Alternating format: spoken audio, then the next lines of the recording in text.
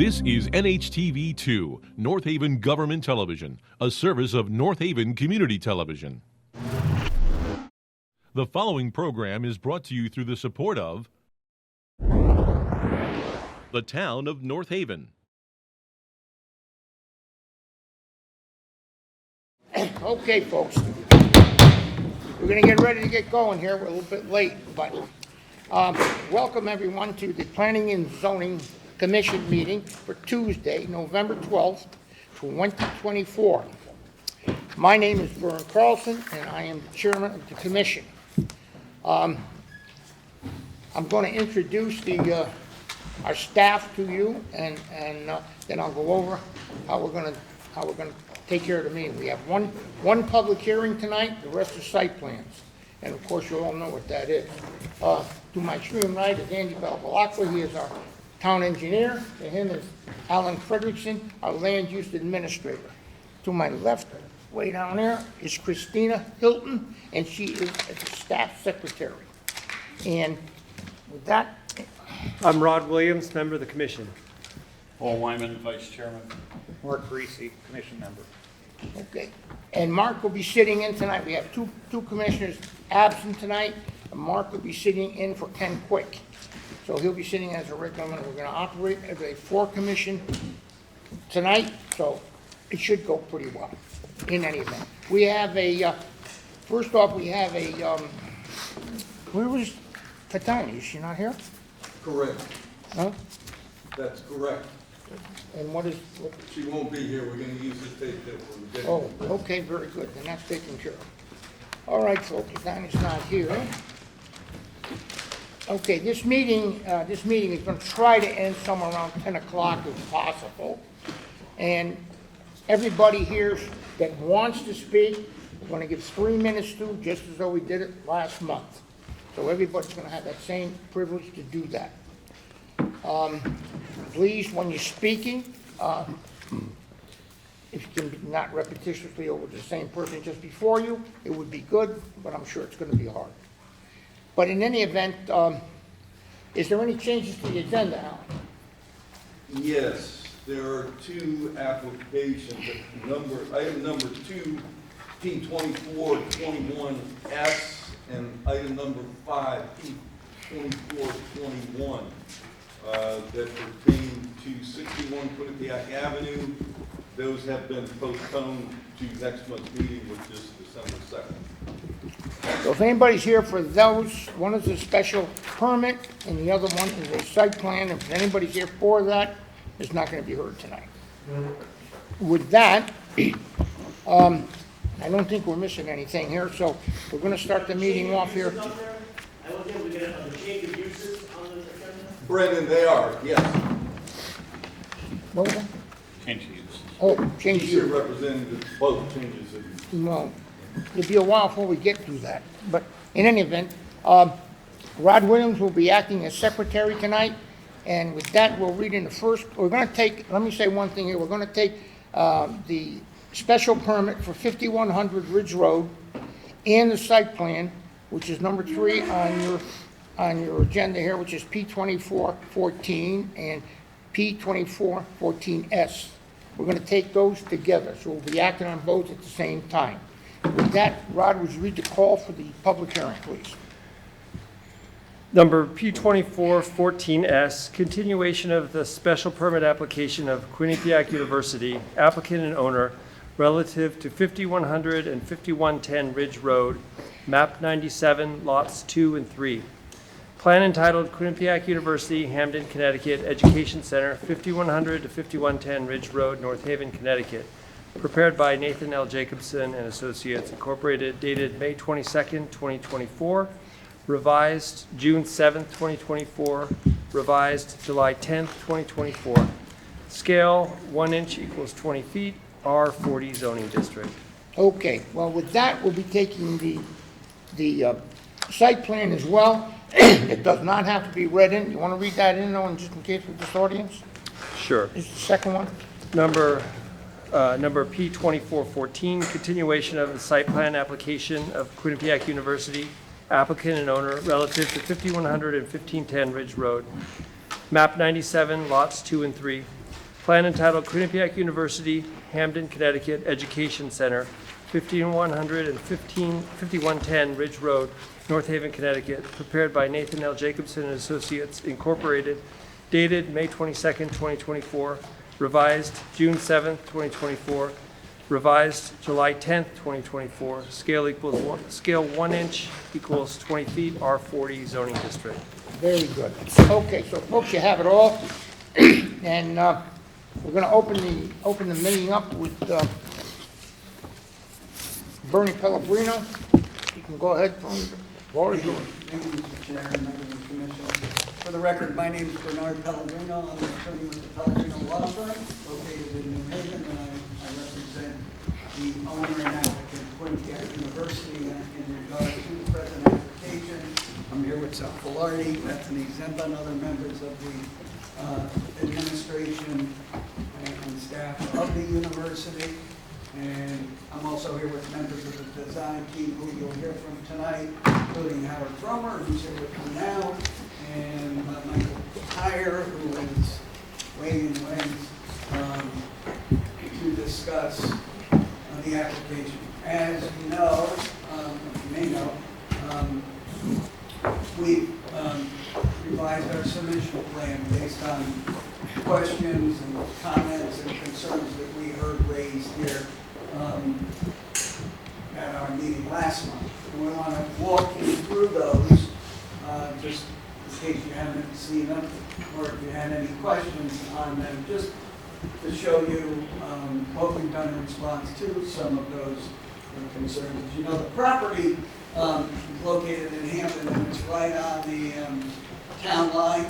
So the university owns property to the west, which is part of this piece, which is part of this main campus. So it abuts property that is part of the university's main campus. We were here last month, and submitted a plan to you and discussed the operations of the Langhorne Learning Center, which is an adult continuing education programming center that the university would like to introduce at this site. As you know, it's existing with a church building which hasn't been used for a number of years, and parking lot. What we heard last month was concerns about the building addition, that it was too large, it wasn't in keeping with the neighborhood. Why did we need it? Could there be anything that could be done? And so we've eliminated any addition to the building, and Mr. Plummer can just kind of run you through that on our old. We brought the old site plan and the new site plan so we can show you the difference. Yeah, it's on the old plan, the addition is here in the northeast corner of the building. You see how this new plan. Similarly, That's it. Good. Go ahead. I'm sorry. if you have any questions, by the way, as we go through these changes, feel free to stop us, and we can answer your questions as we go. There was concerns about the addition to the parking lot as well. As you may recall, we proposed 92 parking spaces, and we've changed that, and Howard can point that out to you. Yeah, very point that there was 92 total stalls in the original plan. And you can see we eliminated stalls starting in the south end, proceeding north. Now we have 53. I know 53. I had a question last month, I guess it was, and to you about the cut that was going to be on the left. Is that going away now? On the left, Facing the retaining Yeah, wall. the retaining wall. The retaining wall, yeah. But we very actually left the screening trees that are on the Hampton plan. I can show you that. That's still on. Yeah, that cut, Mr. Chairman, was, and the wall was required because in order to get those parking spaces in that area, the elevation wasn't working, so we had to cut. And we had to put a retaining wall there to hold the grade as it progressed to the south. by removing the parking and the necessity to grade in that area to get the flat surface of the parking lot, there was no more need for the wall, so we've eliminated the retaining wall. But we did keep the plantings in that area because one of the neighbors' homes is there, and even though now there's no parking there, we thought it would be advantageous to leave that screening since it was already in place. But the natural grade is gonna stay there, and the trees, the mature trees that are there, they're gonna stay. Yeah, Okay, good enough. and be supplemented by these plants. Yes, I understand. Okay. Look at Mike Tyree come up and just show you with the building addition having been eliminated, what will the building look like? And I recall there were some questions about the materials and whether that was compatible with what was existing, what's out there in the area there. Like, Yeah, thank you. Michael Tyre, partner at Amendam Architects. So as Bernie has mentioned, the addition that was on the northeastern corner has been eliminated. And that was the portion of the architectural structure that had the metal cladding. There were some questions raised about metal cladding suitability, would it fit into the context? That's all been eliminated now. What we're left with is the existing church structure effectively as is. So all of the existing brick on the building that's there now will remain. The covered entrance that's at the building that's there now will remain. The covered entrance on the side all will remain. We're effectively only proposing that areas of the white wood needs to be painted will be painted in this darker brown color. So the graphic representation here is somewhat indicative of what the building will look like. Steeple has been proposed as originally to be taken down back, but the outward architecture of the building as it is today will be what's in the proposed project going forward. So it's gonna remain nearly as what it is today. Correct, yes. No alters to, make it larger. Okay. Yep. essentially just painting those It's a window cosmetic. sills and Yes, cutting I that understand. stuff.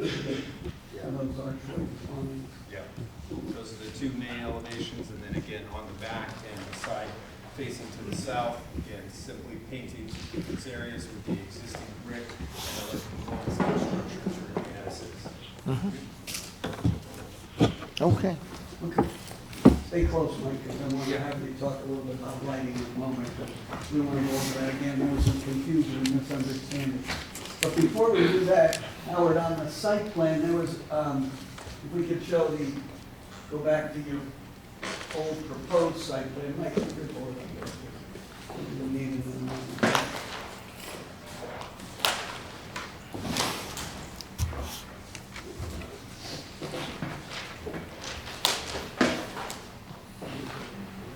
There was also, Howard, a proposed outdoor patio area. Can you show the commission map? And On the south side of the building, Mm-hmm. okay, so that's gone now. On the current plans. Right. What is, that's on the south side, okay. Yeah. Okay. While we're talking site plan related issues, let's go over the lighting again. Starting with parking lot lighting, then I'll go to Mike on the building. So, do you want me to compare the two? Yep. So on the older plan, we had 16 foot tall poles, 1/6 tall poles with 25 watt LED fixtures on top. So it's 16 feet tall with a 25 watt LED on top. We had 20 fixtures and 19 poles, because one pole had 2 fixtures on it. So in the old plan, we had 20 fixtures and 19 poles. It's still the same height pole, the same fixture, the 25 watt LED on the current plans. But instead we've got 15 fixtures on 13 poles, because 2 of the poles have 2 fixtures each. So we've gone from 20 fixtures to 15 fixtures. Could you just show the detail on the picture?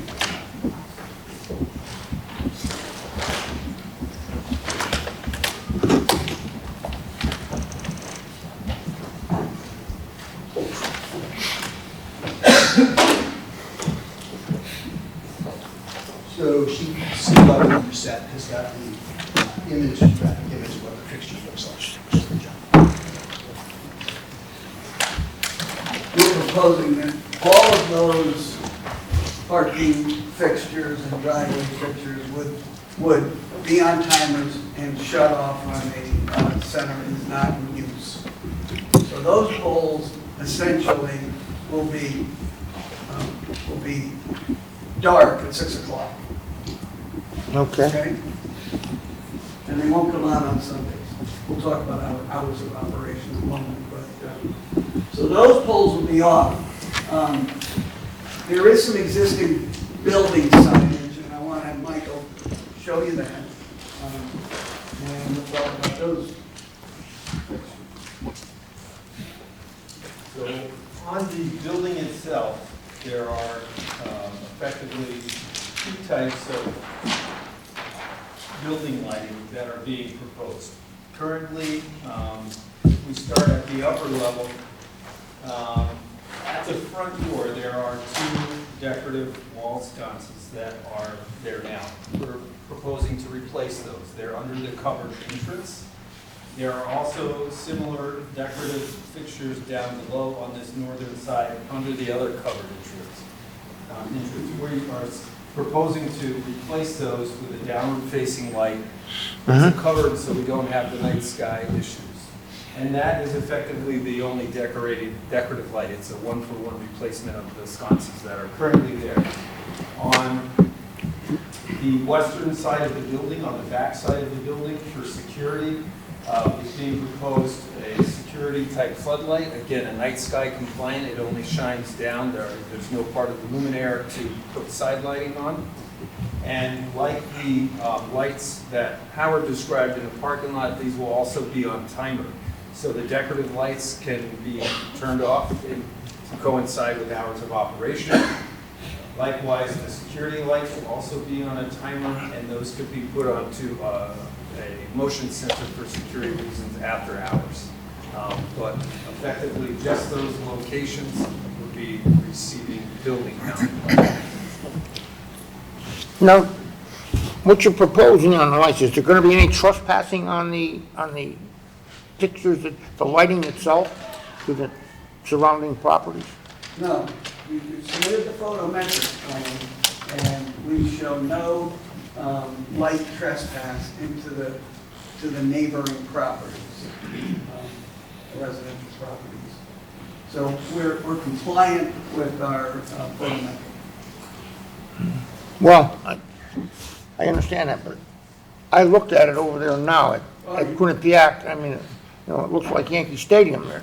The place is lit up, so. This site has a floodlight that Well, shines all over the place. I don't know what they are, but I'm just trying to make you aware of that. Yeah. Our campus lighting is photometric compliant as well. All right. Everything that's not pre-existing is photometric compliant. And some of those lighting goes through an annual replacement to bring them into compliance as far as the cutoff light. Okay. So that's our lighting proposed here. Any questions for Michael on either architecture or lighting? I have a question about the lighting, just so I understand, the lot lighting that's on that document, it looks, just so I understand, it looks kind of like a cone, an ice cream cone, basically. And the illuminated part is that white part, right? And does it shine out in every direction but not up, or? Yeah, no, this is effectively open air, so it's downward luminaire. All downward, okay. Luminaire's here. Yeah, Gotcha. It's almost like a disc that. Okay, is down. directed downward, Yeah, there's two metal arms that effectively. okay, Between the triangle is there. okay. Thanks. What about the elevation that, the part that you were going to do the cut in? What's that top elevation compared to the 16-foot lights?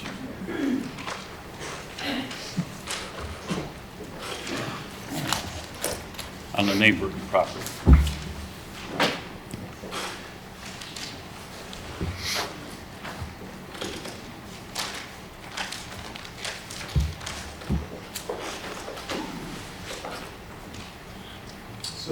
the elevation, existing elevation at the property. The line south, south. 193, 193. Proposed parking lot. Parking lot is out on the other side of the Yeah, church, but that's down at elevation 173. okay, that's what, We're below okay, her home. okay. And, you know, obviously now, those parking lot lines are a lot further away than they were on the original plan.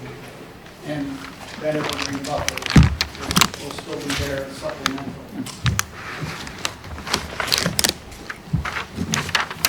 There's going to be 19 poles.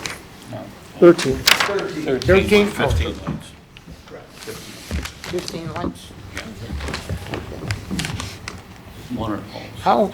How high are those actually? 16 feet. 16 feet?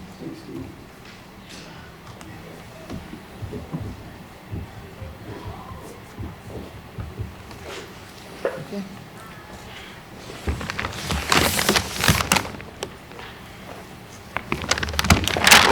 On hours of operation, just wanted to clarify for the record, Monday through Saturday, 8 a.m. to 6, no Sunday operation.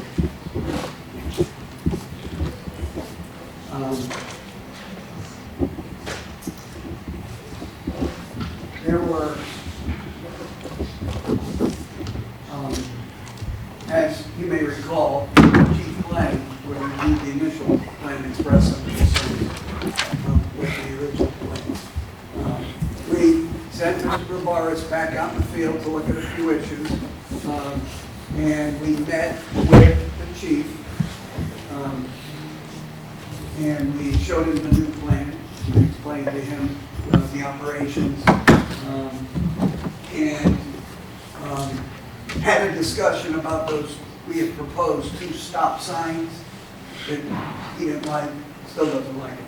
But instead, he suggested some other traffic calming signage at both approaches on Mount Carmel, top of the hill, you know, as you're coming east to west, and I think 300 feet before you're coming west to east. He also suggested, we saw in his letter, some other additional signage to show a reduced speed at both of those intersections, or both of those approaches. As you read, he's of the belief now that he has he does not believe that the project would create an adverse traffic situation in the area, and he also believes that the increased traffic will be negligible and therefore not have an adverse impact, quoting his letter. Having the meeting and discussing operations was helpful to his understanding of the project, and expressed his concerns about the stop sign. We were able to come up with some other measures that would satisfy him, and we thought that those would certainly be worthwhile. So I think we tried to address that issue head on, and I think we were, I hope you concur that we were successful in our work to try to get the department on board, revise the project, and some changes to the plan with some additional traffic calming measures. How about coming from the south? Is there any signage on There Ridge? is signage there. It's posted also at 25 miles an hour. He said the stop sign, I think he said that the signage at the Ridge Road, Mount Carmel intersection had been upgraded. Subsequent to our meeting, we've had some discussions with Sergeant Pete Pascal, kind of heads up traffic. He's been out there. I know that he and the chief spoke about that. They would do a package of signage that would have to go to the police commission for review, but they did look at that area as well, and we confirmed that it is posted at 25 miles an hour in that direction. I think he suggests that, if I'm correct, it was only posted going in one direction. He wants to add, so it's posted in both directions on Ridge Road to make sure cars traveling in both directions are aware of what the posted speed limit is. Bernie, what I didn't get, maybe I think I just missed it, is what are the, I know you gave me Monday through Saturday on the operational hours. What's the time of day that there'll be activity there? 8 a.m. to 6. 8 to 6? Yeah. Every day? Every 6 days a week? Yeah, 8 to Saturday 6. probably only if there's going to be an event planned. But, you know, I want to talk about operations again because I want us to be all on the same page. Obviously, the reduction in the scope of the project means that there's going to be a program, you can only accommodate one program at a time, and not potentially two with the addition. So, by definition, the reduced scope contributes to, at least on a daily basis, reduced operation. What we expect on a regular basis is 3 employees on the site every day, planning for events, and obviously, if there is an event, hosting the event and working the event. Over the last calendar year, there's been 22 programs that they have hosted. And the average attendance at that event is 35. The room can occupy or can accommodate 50, but the average attendance has been 35 for those 22 events. So for the vast majority of the time, there's going to be 3 people on the site. There's going to be a program. You know, typically when school is operational, sometimes those programs go 2 days. So, you know, it could be more than 22 days. And hopefully the program will grow, but those are the numbers. They're not significant. In fact, I think, as I was thinking today, it should operate like many churches do today. There's the priest and the staff on site every day, and there are services that are held a couple of times a week where you get, you know, the congregation. We're going to kind of operate like that. Congregation, you know, groups will be there a couple of times a week, you know, and less than 50 or less. So other than that, it's a very modest and use on a regular basis. We would suggest that that's not much different than what was happening when the church was thriving in that location. I know that hasn't been for a while, but I think our operations would be similar to that institutional use, which, as you know, the Plan of Conservation and Development says is the existing use, and we project to be the future use for this site. What's the seasonal factor, if there's any? When school is out of session, they didn't have any programs. That could change, but that's kind of how it's gone for the past couple of years, right? Not a lot in the summer, not a lot over the spring break or Christmas vacation, winter breaks. No, I think you were talking about later hours initially. Sure. Yeah, so that's, We've scaled them back. We've heard that was concerning to many of the neighbors. So we'll work within, you know, normal business hours to do the program. okay. I'm trying to figure out, Bernie, and maybe you can help. So how we figured, this is scaled back, and the traffic report that we originally got was based on the original proposal. It recommended stop signs, and now it's fewer. It sounds like fewer people here every day, but we also don't have the updated traffic report, but we went out with the police chief, and now instead of stop signs, there are, you know, traffic calming measures. So is that the way we should be considering this? Or Yeah, and Mr. Bobaris is here. His original review was based on worst case scenario. Okay. 100 cars every day. And he projected traffic volumes, et cetera, et cetera. That's been essentially cut in half at the worst case scenario, which based So now you're on talking 50. 50, Okay. he's still looking at it every day, and so is the chief in the modified report as a worst case scenario, which is, I guess, how they use it, how they have to do it.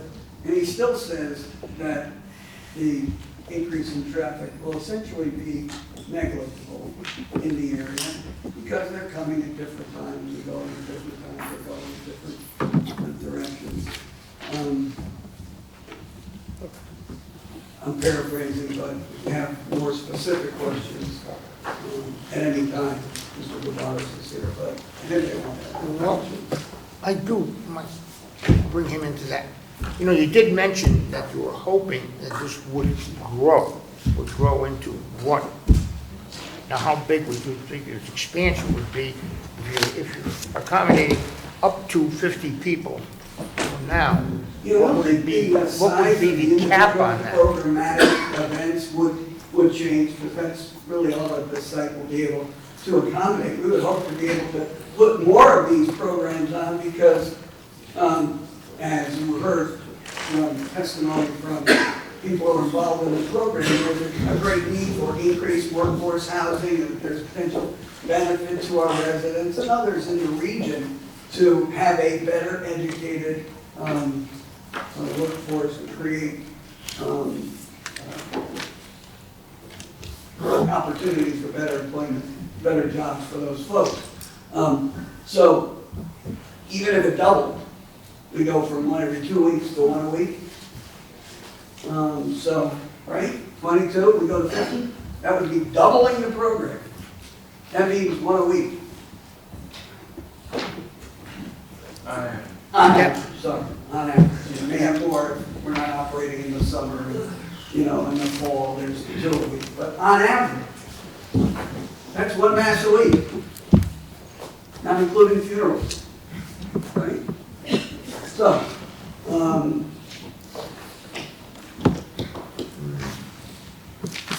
Okay. those are really just wanted to point out that 2 things. One, we did submit the curriculum. I think Commissioner Williams asked for the curriculum last week, so we did submit that. I don't know if I did, but someone did. Might have been Ken.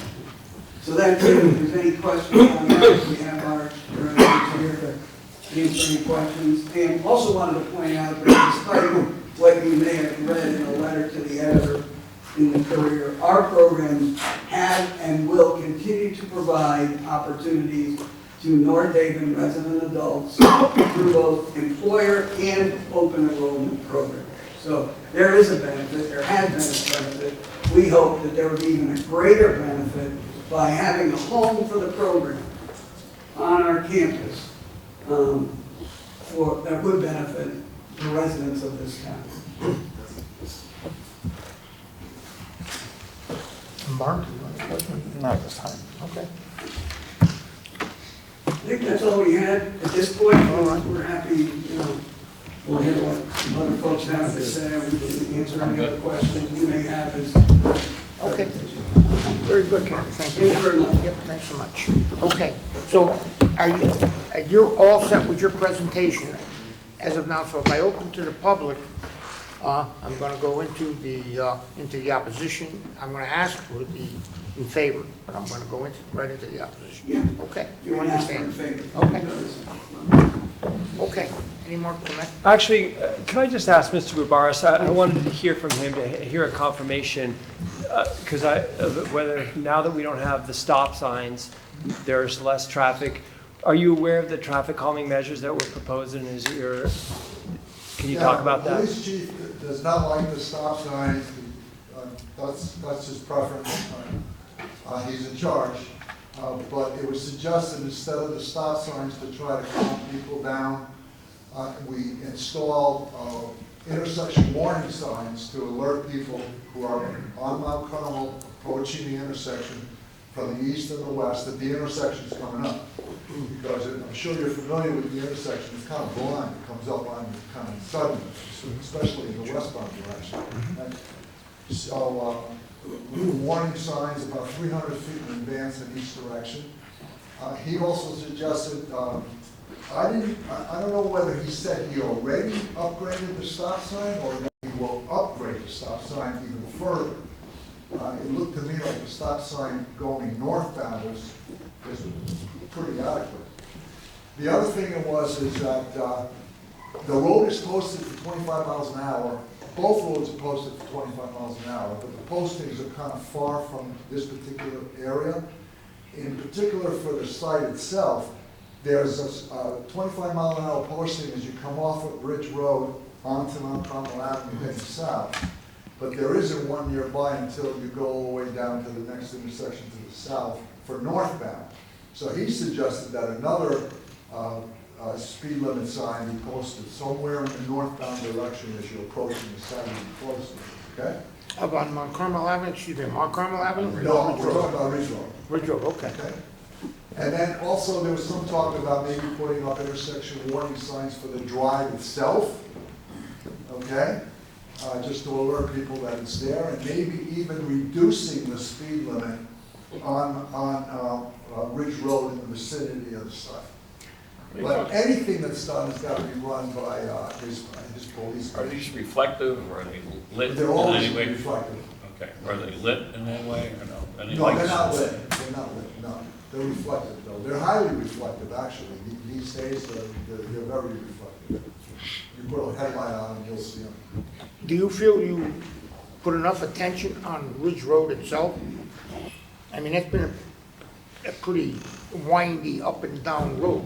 And, I know you talk about Mount Well, Carmel Avenue I- and the speed limit in the immediate area. But, you know, in both areas there's a lot of walkers, a lot of dog walkers, whatever, I don't want to get You're into that talking now. about But Ridge Road, you're I'm just talking asking about- you feel there's been enough attention to it?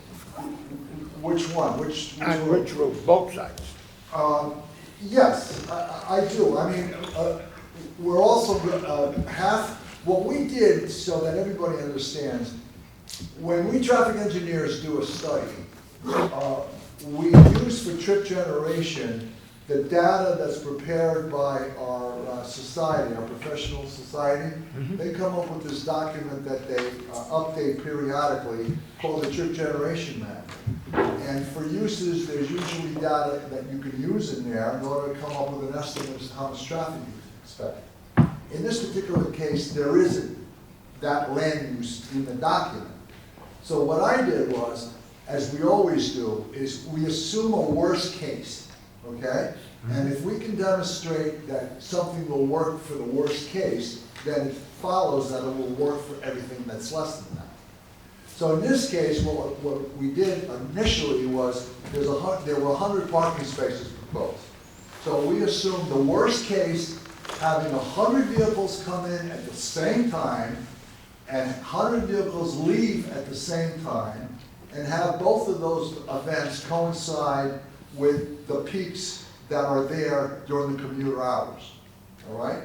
And we found when we did the operation analysis that we typically do, that the levels of service wouldn't change, they'd still be A's and B's, mostly A's, all right? Which is very good. A's and B's. And in this case, what we're doing now, because the number of parking spaces has been reduced, we again assume a worst case, but this time it's 50 in, 50 out. And if it worked for 100 in, 100 out, it's definitely going to work for the 50 in and out. And now it's all A's, okay? So that's very good. So from an operational standpoint, it's not going to have much of an impact.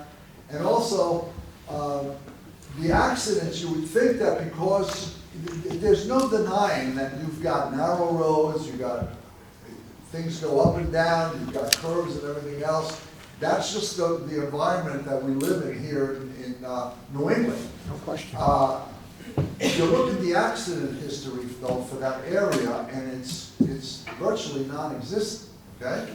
Which is, you definitely look at the accident picture to see if there's something that keeps coming up that may be causing the accidents. But the accident history is non-existent. That's not to say that if you put more traffic in, you're not going to have more accidents. but there's nothing to say that there's a concern there with something that's going on that's causing people some problems. So to answer your question, I don't think that this is going to have an adverse impact, and I think we're doing as much as we possibly can do without getting into rebuilding things, which if you try to start rebuilding things and widening things and doing all of this other stuff, you're starting to impact neighborhoods, and they're just not going to go. So given what we have to work with, I think everything's going to be fine. Good. Thank you very much. Thanks. Okay.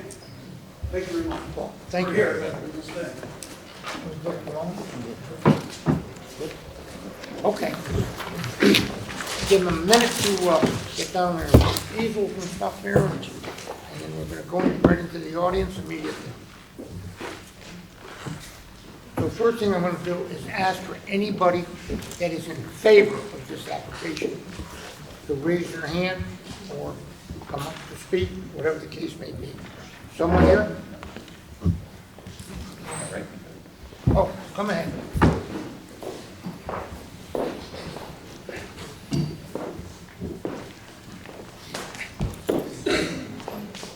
Okay.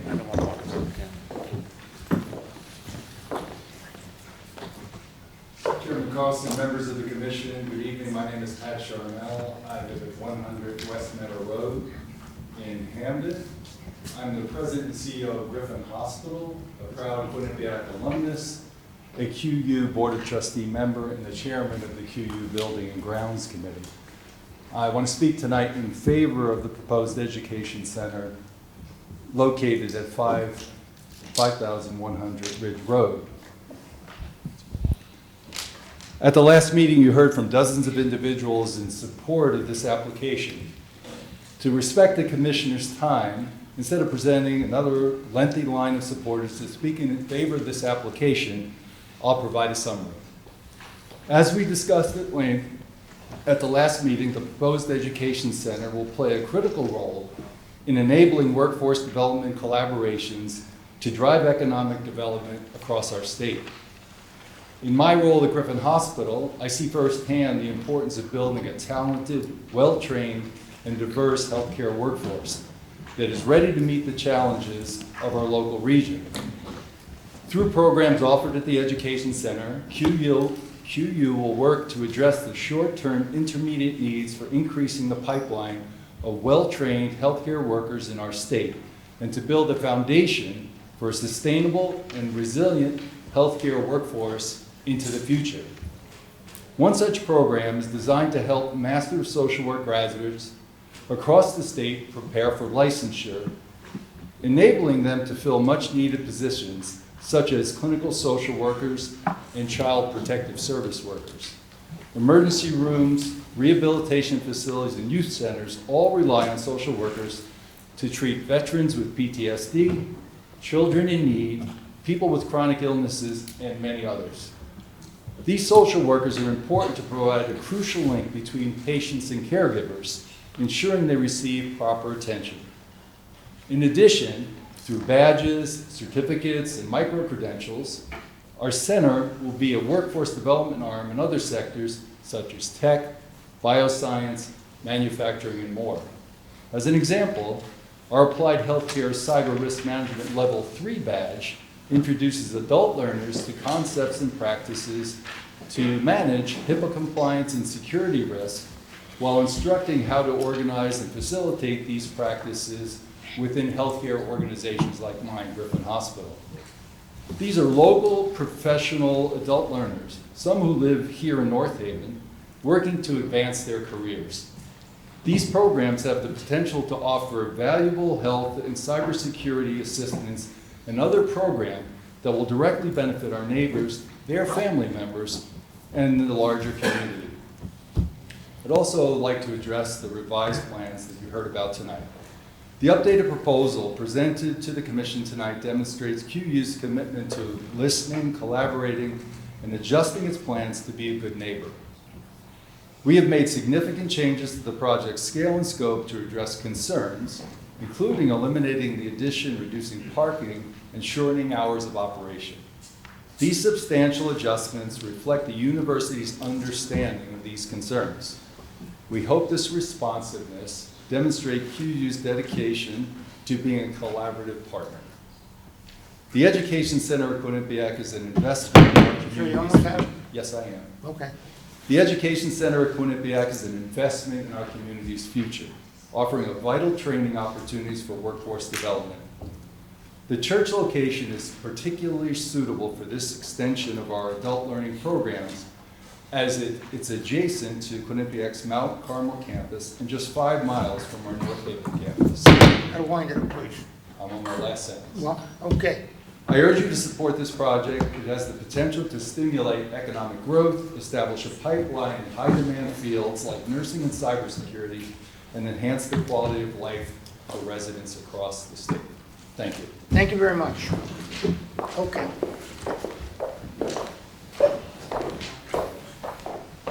Anyone else like to speak in favor of this? Okay, anyone like to speak in opposition? Absolutely. Okay, just raise your hand so I can see how many about. Okay. Okay, folks, you can start anywhere you'd like.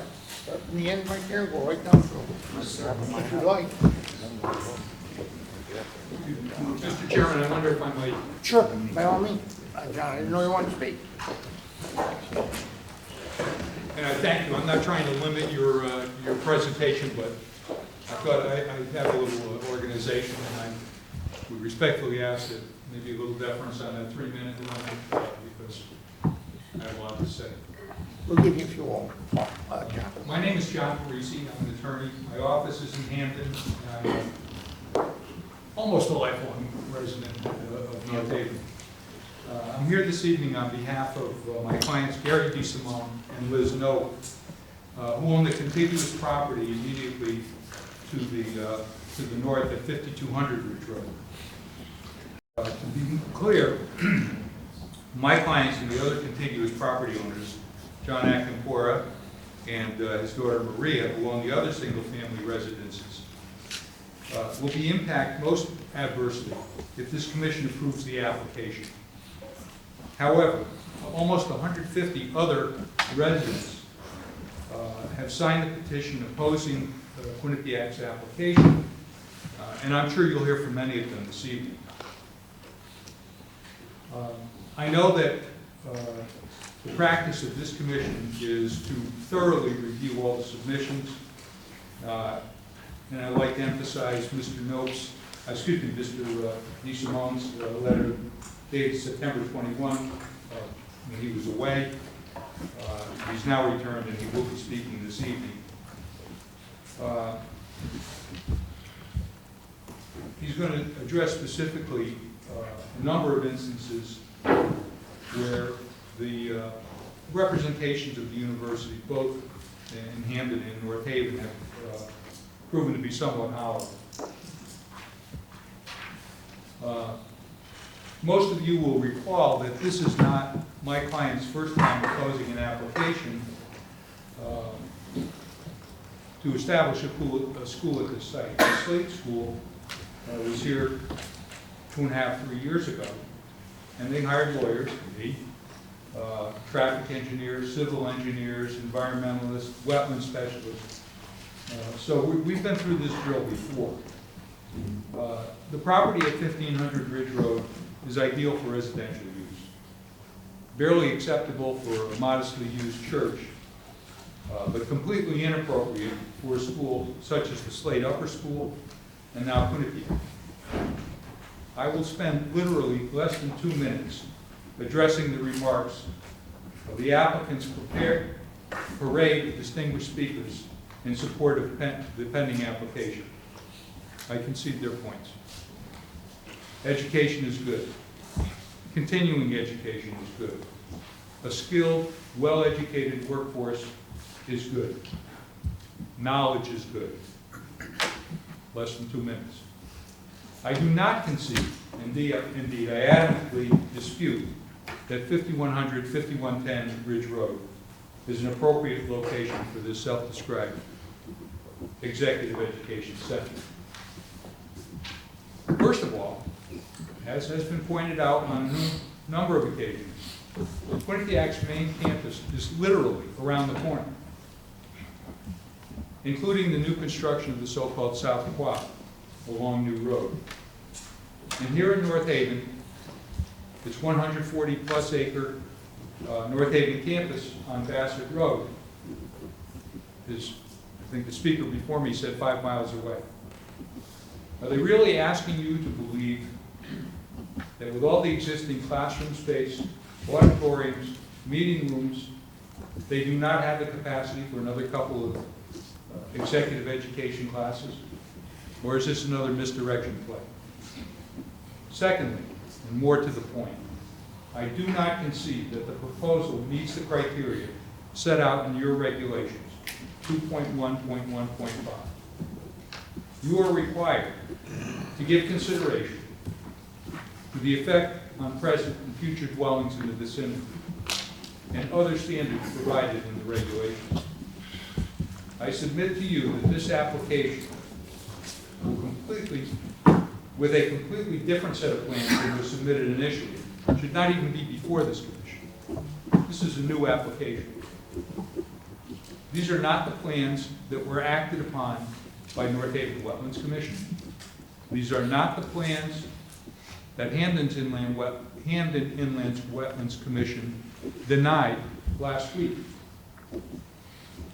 In fact, Quinnipiac has submitted a new set of plans to the Hamden Inland Wetlands Commission for approval.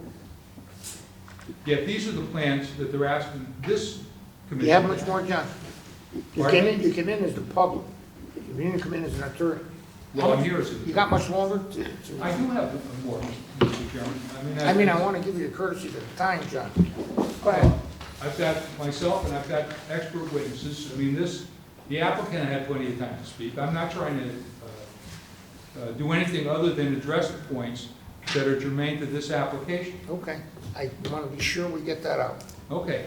And I might add that there are some members of the commission who have a certain members of the public who have a certain technical expertise who I know will be speaking, and I hope you'll give a little deference to that. I'm pointing out now at this stage that Section 8-3 of the Connecticut General Statutes requires that the Inland Wetlands Commission act on the application before this commission. That is not what occurred. That's not what occurred in Hamden. I'll also point out that statute does not say the Wetlands Commission of the town in which the property is located. It refers to the agency responsible for administration of the inland wetland regulations. I presume that includes the town of Hamden and the town of Hamden's Inland Wetlands Commission. I'd like to introduce a report from our consulting engineer, Trinkus Engineering. This was prepared before the plans that are before the commission this evening. Nonetheless, I'd like to hand it in and ask the commission to consider it.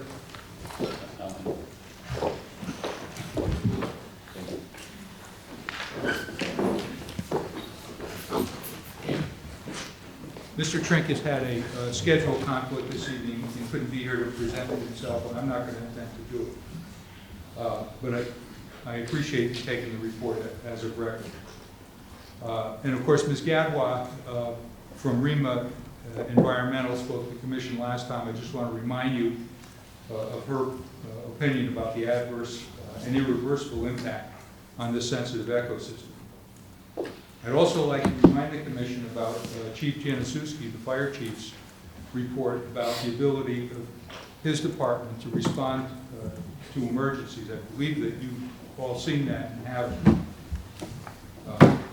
Before I ask Stan Yastowski to talk about the adverse impacts on the quality of life and property values of the residential neighbors, and Dan O'Neill, our traffic engineer, to talk about the traffic issues. And John Akinfor, my colleague and neighbor of this property, to discuss the ways in which this plan does not conform to plan conservation and development. I remind you again, this is the fourth or fifth revisions to this set of plans. This one, by far, the most drastic revision. I respectfully submit to you that this application should be denied. First of all, because it's not the one that Quinnipiac applied for.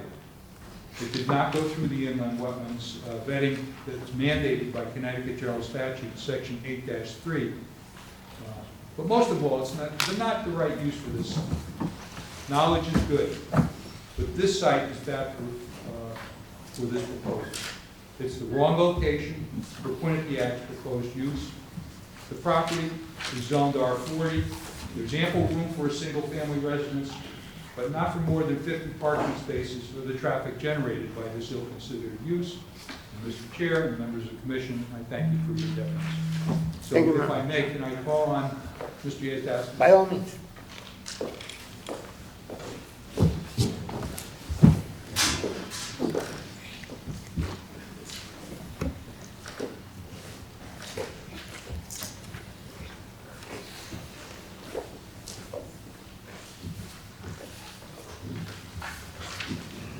Good evening.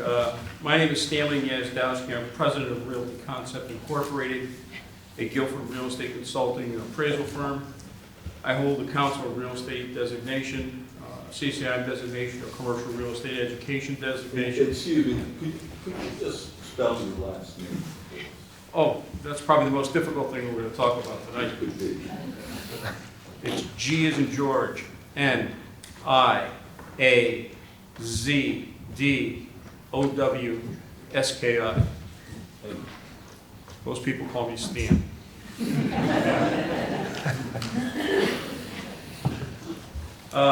I taught real estate market analysis, demographic analysis, and investment analysis at New York University for 25 years and retired in what is now known as the Schack Institute. I have also taught at Fordham University and now at the University of New Haven Graduate School.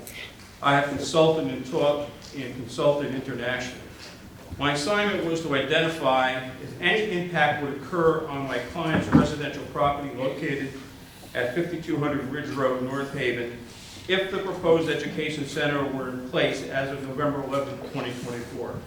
My client's 345-foot southerly property line is in common with 5100 and 5110 Ridge Road, the proposed education center. Based on the applicant's latest version and some of the data I just learned tonight, some of it wasn't in file when I searched the file, so it was some computation. Based on the applicant's latest revision, improvements will utilize the existing structure footprint. Additional structure details are not disclosed in the revised revision when I looked in the files. Parking will increase from 22 parking spaces to about 53 spaces, a 141% increase in parking with increased illuminated parking areas. Currently, there's one light pole on the site. They're adding 12 more, it'll be 13. The subject property is within an aquifer and used contrary to the North Haven Plan of Conservation Development on page 66, which calls for traffic enhancements to safety and flow of traffic. Page 67, to protect the scenic roads that contribute to the town's character. One of the major elements in determining real property impact is the use of the proposed development. There should be a clearly defined understanding of the property use, since adjoining and surrounding properties may be impact the values due to the use that is put into use by the applicant. Now, I've read 3 different types of use for the property. New Haven Register, June 22nd, 2024. Quinnipiac University's John W. Morgan, the school's Associate Vice President for Public Relations, stated in the New Haven Register, while this project is still very early planning stages, our goal is for this new education center to provide continuing education opportunities for adult learners and career professionals. Morgan said in a statement, understatement, additionally, this project will support the surrounding neighborhood by upgrading a property that has been unoccupied for quite some time. Also, while this project is still very early stages, to repeat, our goal is for this new education center to provide continuing education opportunities for adult learners and career professionals. Morgan said in his statement, in addition to this project will support the surrounding neighborhood by upgrading the property that has been unoccupied for quite some time. Then at the Inland Wetlands Commission on June 27, 2024, it was interesting because at that time, the plan to, the quote was for the use, is that they plan to operate 7 days a week from 8 a.m. to 10 p.m. At the Hampton Inland Wetlands Commission site walkthrough on June 27th, Quinnipiac University representative indicated that their executive education center currently operates on Mount Carmel campus and only meets a maximum of 10 times a year.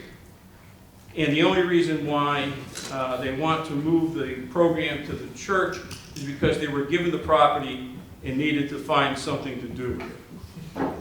The traffic report from June 27th, now I saw the revised traffic report, but the use wasn't changed. It said at that time, the purpose of this new facility is to provide a location where the university staff may assemble for various management improvement seminars. The facility will be made available as needed with occupancy scheduled in advance. The facility will not have an on-site staff, but will be monitored on an as-need basis when seminars are in session. I heard something different to that. The traffic report is contrary to the statement by John W. Morgan from Quinnipiac University. And again, the disparity of the defined use is an issue. One is a passive use, and the other is a more dynamic use, which has the propensity to generate a more intense and dynamic utilization and traffic fostered by expanded hours of operation. The disparity in the use stated in the university's traffic engineer raises the question as to the validity of the traffic report. Here we're talking about two different types of property. We're talking one definition that has minimal use. Well, you know, the church was there, and that was minimal use. Now they're talking of having certificate programs and continuing education. That's a highly intense use. There are four primary elements that may have impact on value in this case: traffic, proximity to location, utilization, and impact on lifestyle. Without a traffic engineer having properly delineated the use in hours, how can they properly estimate the impact? The traffic report does not reflect the use of the property and yields an inaccurate result because of the different definitions that have been used for the use of the property. Proximity. My client had full knowledge of the use of the adjoining property when he purchased the residence when it was a church. The known church activities at that time included weekend services and periodic weekly evening activities. All these activities had minimal impact on traffic volume, use, site lighting, parking for about 22 cars. The church parking lot is currently about 130 feet from the subject property line and about 230 feet from the church structure. Just let me interrupt you one second. Do you have much more? Yeah, I got a little bit more. We have a lot of people. You know, we've got too many people to speak here tonight. I mean, if you can wind this thing up a little bit quicker. You know, Well, I'll go as fast as I can. please do that. I'm almost done. I know, okay. Okay, but I have a job to do. And All right. I'm doing it. I want everybody to have their say, No, but I gotta get a I do too. reasonable I'm not time. trying to inhibit that. Okay. Again, parking will increase from 22 to 53 cars with 2 spaces as handicaps. That's a 141% increase in the parking. Currently, the only exterior illumination is the one mounted, like I said, now there's 13 poles. Use. The proposed use as a continuing education facility encompasses adult education, continuing education, course certificate programs, seminars and conferences, which is a substantial change in use. These programs introduce 10 hours of operation that do not and have not existed prior to this application. It was a church, it was weekends, and some activities during the week. Hours of operation may be from 8 a.m. to 6 p.m. The facility may be used for weekend classes and seminars. Traffic will increase and be continuous during the hours of operation. Lifestyle. The proposed education center is a substantial change of those elements that have an impact on residential property values, hence adversely impacting lifestyle. These impacts on value are typically reflected in the sale price of a property. More adverse impacts, the lower the value. the less adverse impacts, the higher the value of the property. Based on my analysis, the proposed education center produces and elevates the negative impact on real property values. The impact on value. When I did my analysis, I estimated that it'll probably be about a 15% negative impact on the adjoining property owners. The Slate School. On September 24, 2021, the Slate School zoning application for grades 7 to 12 private schools was denied by this commission for the right to convert 5100 Ridge Road to a private 7th to 12th grade private school facility. Below is an excerpt of the 2024. The first reason you denied the Slate School was the proposal does not align with the general purpose of the planning and zoning regulations as stated in section 1.1.1. The current Quinnipiac University application also does not align with the general purpose of the planning regulations as stated in 1.1.1. The second reason you denied the Slate School, the proposal is of character with and will have negative effect on the area. The Quinnipiac University application is more intense use providing adult education with expanded 10 hours of operation, expanding parking and site-wise than the Slate School application, which was a grade 7 to 12. The proposed use, as in the Slate School application, is out of character and will have a negative effect on the area. Your third reason for denying the Slate School, due to the narrowness of the road and the proposed increase in traffic, this proposal would affect the health and safety of the walkers and joggers using the road. As stated in the Slate School denial, the road conditions are basically the same. Therefore, the narrow road and substantial increase in traffic will still affect the health and safety of walkers and joggers using the road. Your fourth reason was the proposal would have a negative effect on house values in the area. I do not see how a more intense use, as proposed by Quinnipiac University, is less impactful than the Slate School proposal and not adversely impact residential values in the area. Your fifth reason was the size of the school lot will have a negative effect on public and pedestrian safety. The Quinnipiac University. The commission, you know, you literally be, going back. this be the same stuff, whole thing over again, we all know this. What you're telling us, we know. And we We have have to support my conclusion. well, I know, but you told me you had a little more to say, that was 5 minutes We're ago. limiting the public's appearance. You gotta be I fair. mean, I gotta be fair to Yeah, everybody. but- All right. If you can wind it up, I'll let you wind it up. Based on, my 3 minutes. Sorry? He can have my 3 minutes. Okay, good enough, thank you, miss. may I continue then? Thank you, ma'am. 6, the proposal is contrary to the town's plan of conservation and development. The Quinnipiac University proposal, as it was with the Slate School proposal, still does not conform to the town's plan of conservation and development. And the 7th, proposed parking is too limited. The increased parking results in a dynamic traffic use that impacts lifestyle and property values. Based on the North Haven Planning and Zoning Commission 2021 reason for the Slate School application, denial is my professional opinion that the November 7th, 2024 revised Quinnipiac University application is a more intense use and will have a greater negative impact on property values and lifestyle than the Slate School application, which has been denied. My conclusion is based on the supporting data presented within this analysis, the following conclusions can be made.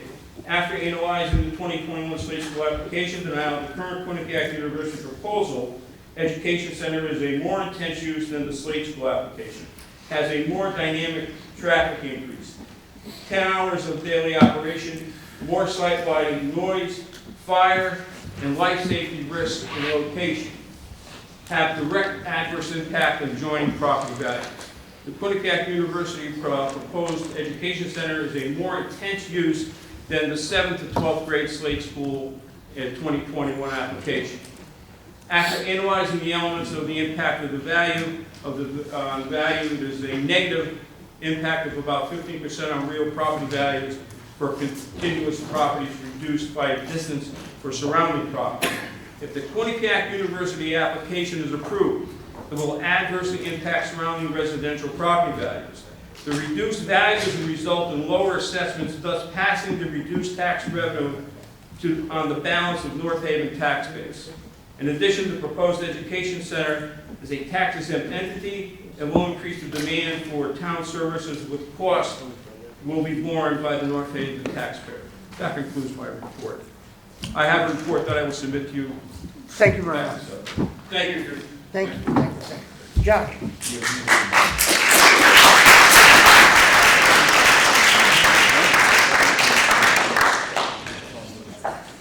Yeah, do you have any more speakers like that? Huh? You do? I don't know if I it's mean, like that, but. you should have warned me I'd like to have about our traffic engineer speak, I- and our attorney have the floor. Hold on. If he intends to turn something in, it should be done before the Yeah. public hearing closes. He's done. Thank you. So, figure simple.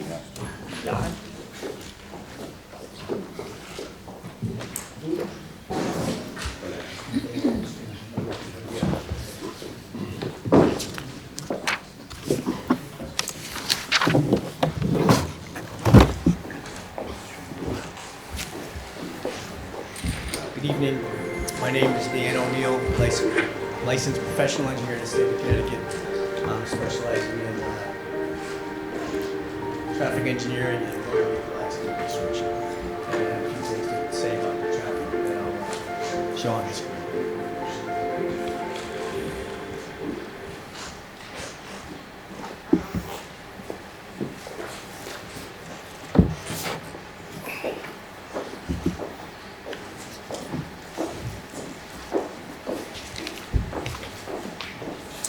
Can you hear me all right over here? Do I need to speak into, does this microphone pick me up or?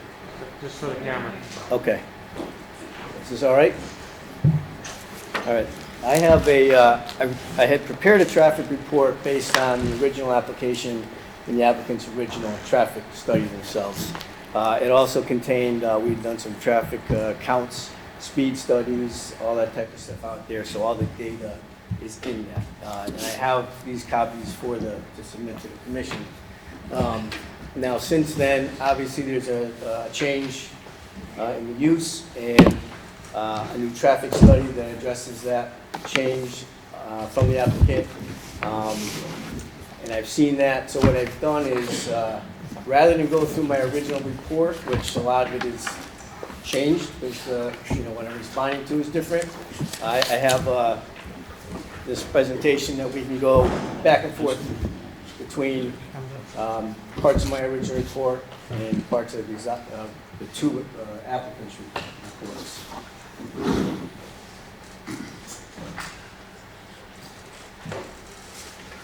I do have one printed copy that I can submit for the record of what we're going to see on the screen. How long is your presentation? You I bet I expect, can sir? spend a good 15 minutes. Well, that's not good. We don't have time for that. I don't know how we're gonna get this in. Somebody should have told us about this. We don't have time to do this. We're against the clock here.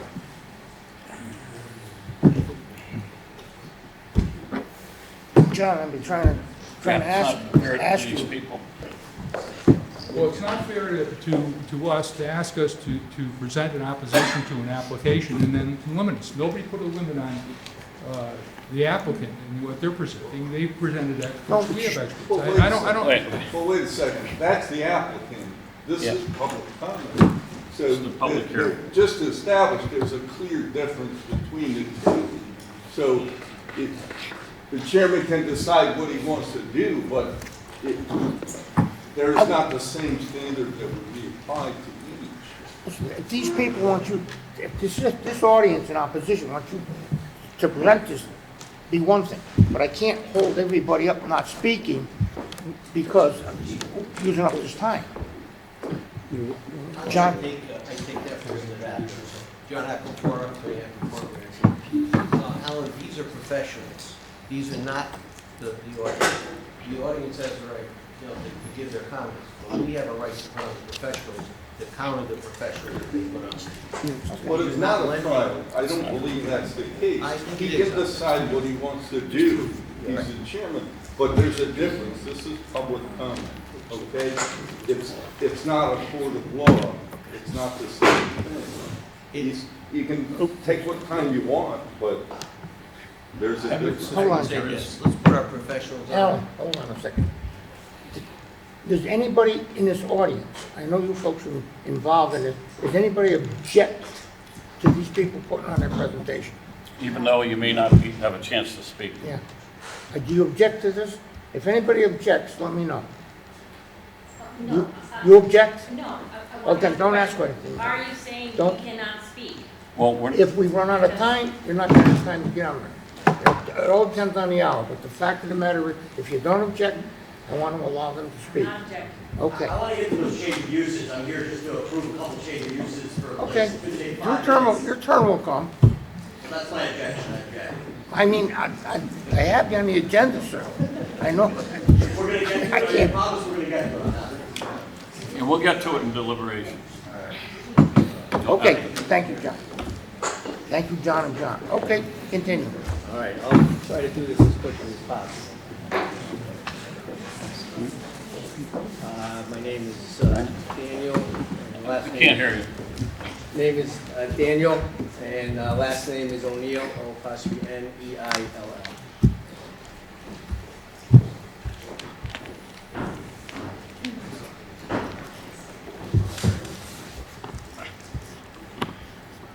Can that stand be moved? Over here.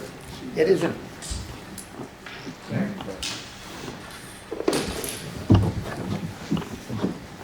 Okay, that's me. This is traffic. This is Mr. Buberis's original report, June 27th. I'm only having this page up here for identification. The thing I'm interested in talking about is on page 5 of his original report, where he talks about traffic crash analysis. And he says, therefore, this very favorable traffic crash experience shows no recurring problems requiring correction or that may be exacerbated by the proposed addition to the subject development, since no one type of combination of crash type and direction of travel shows more than 5 reported cases within a 12-month period. This is my report, my original report, dated September 21st. Again, front page, just for identification. And in my report, referring to Mr. Buberis's, I said, I agree that the site distances at this intersection are deficient, which is Ridge Road and Mount Carmel. They're terrible. You can't see around those corners. And I also agree that there is a minimal accident history here, but it should not be inferred that the intersection is safe.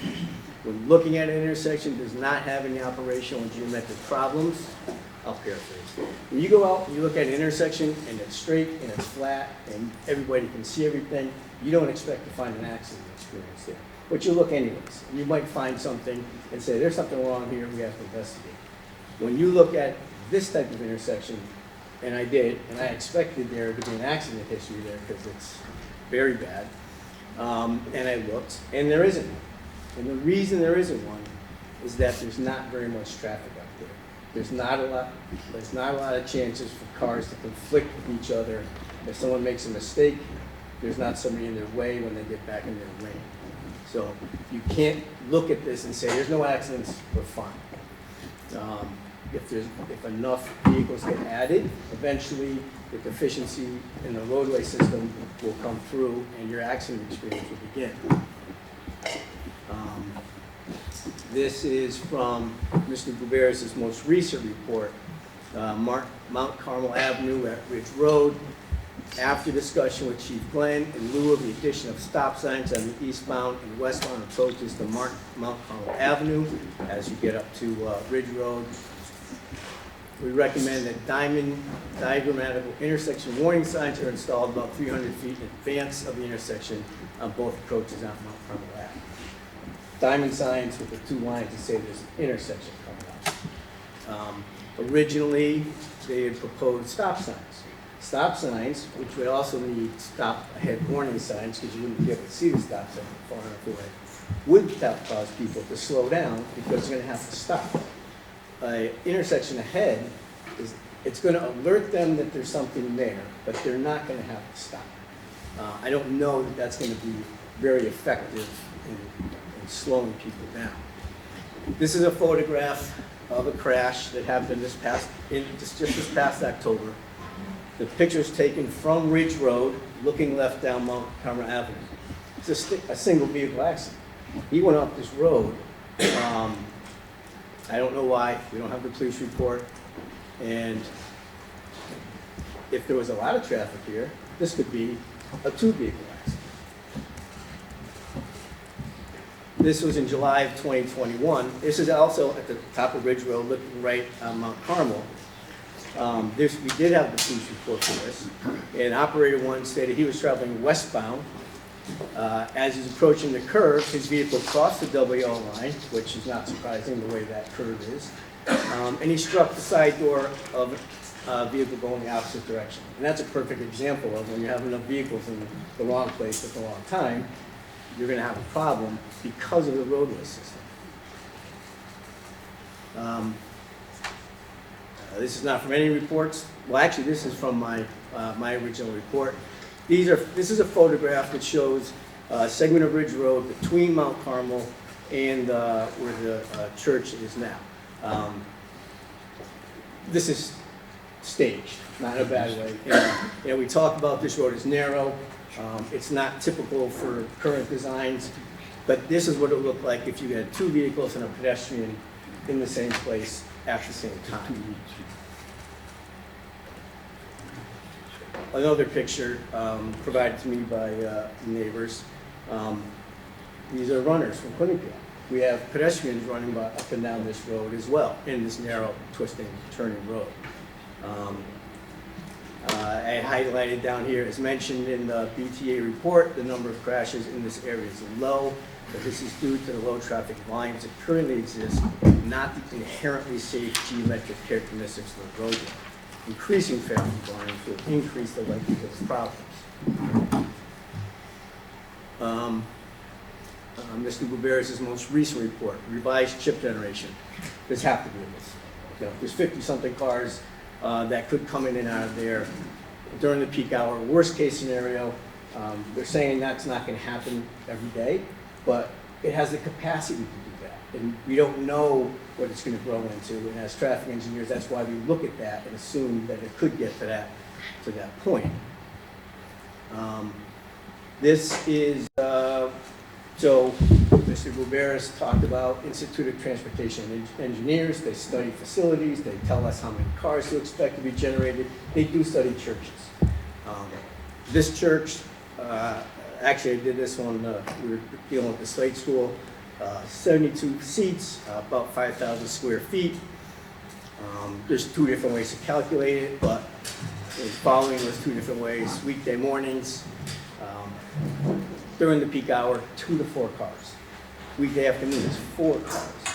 Saturdays, 32 in the morning, 14 in a peak hour in the afternoon. Sunday, 39 in the morning, 51 in the afternoon. That's what could be, that's what could be typical. So obviously weekends a little more intense, but during the week, almost nothing. And I'm going to agree, all these numbers here, even their numbers, don't cause a capacity problem. We're not going to have traffic jams. There's not enough traffic for that. It's about granting special permission or a special permit to something that's bigger than you might want it to be for this area. This is from, it's a little bit to unpack here, from Mr. Buberis' most recent report. Average, all right, this is about the driveway coming out of the site and sight distance. Looking to the right, you can see far enough to see oncoming vehicles and make a decision whether you can get out safely or not. That driver can see what you're about to do, and everybody can work things out. Based on Connecticut DOT guidelines, which is what the applicant had originally chosen as the criteria to meet, and originally said that for the current proposal, looking left out of the driveway, they could meet that criteria, but they couldn't. They had the wrong 85th percentile speed, how fast the cars are coming at you from the left when you want to pull out. You have to be able to see a certain distance. So So they did another speed study. They came up with a 85th percentile speed, I think 32 miles per hour. They had been using 28 miles an hour. I had been using 34 miles an hour for my study. So that's kind of a little setup for this. And highlighted here, average southbound speed to be the average, so their new study, average southbound speed is 28 miles per hour, and the 85th percentile southbound speed is 32. 85th percentile is what CONDOT uses for criteria to establish how far away you should be able to see, not average. The CONDOT recommended, this again from his report, CONDOT recommended sightline distances 313 feet and 357 feet respectively. So if you're going to use the average, you need 313 feet. If you're going to use 85th, you need 357. However, available sight distance without removal of the offending vegetation in front of the private property is 295 feet. You need 313 to 357, you only have 295. The part about vegetation kind of makes it sound like, and if you take it down, you'll be able to see further, which is not the case. I'll show you that. He says that the available sight distance is adequate for the posted speed limit of the road, and that's 25, not even 28-foot average, which would be 280 feet. So, and then he says, and such, the CONDOT suggests as an absolute minimum. So CONDOT does allow, as an absolute minimum, to use a speed limit, and I'll show you something about that in a minute. And it may be prudent to consider posting a lower speed limit on Ridge Road in both directions in the vicinity of the proposed development. People don't slow down because you lower the speed limit. People drive what they feel comfortable driving. That's actually what the 85th percentile is, and that's why traffic engineers use it, to do things like sight distance analysis and to establish speed limits, not change speed limits to change the 85th percentile, but the other way around. So, the top part of this, right.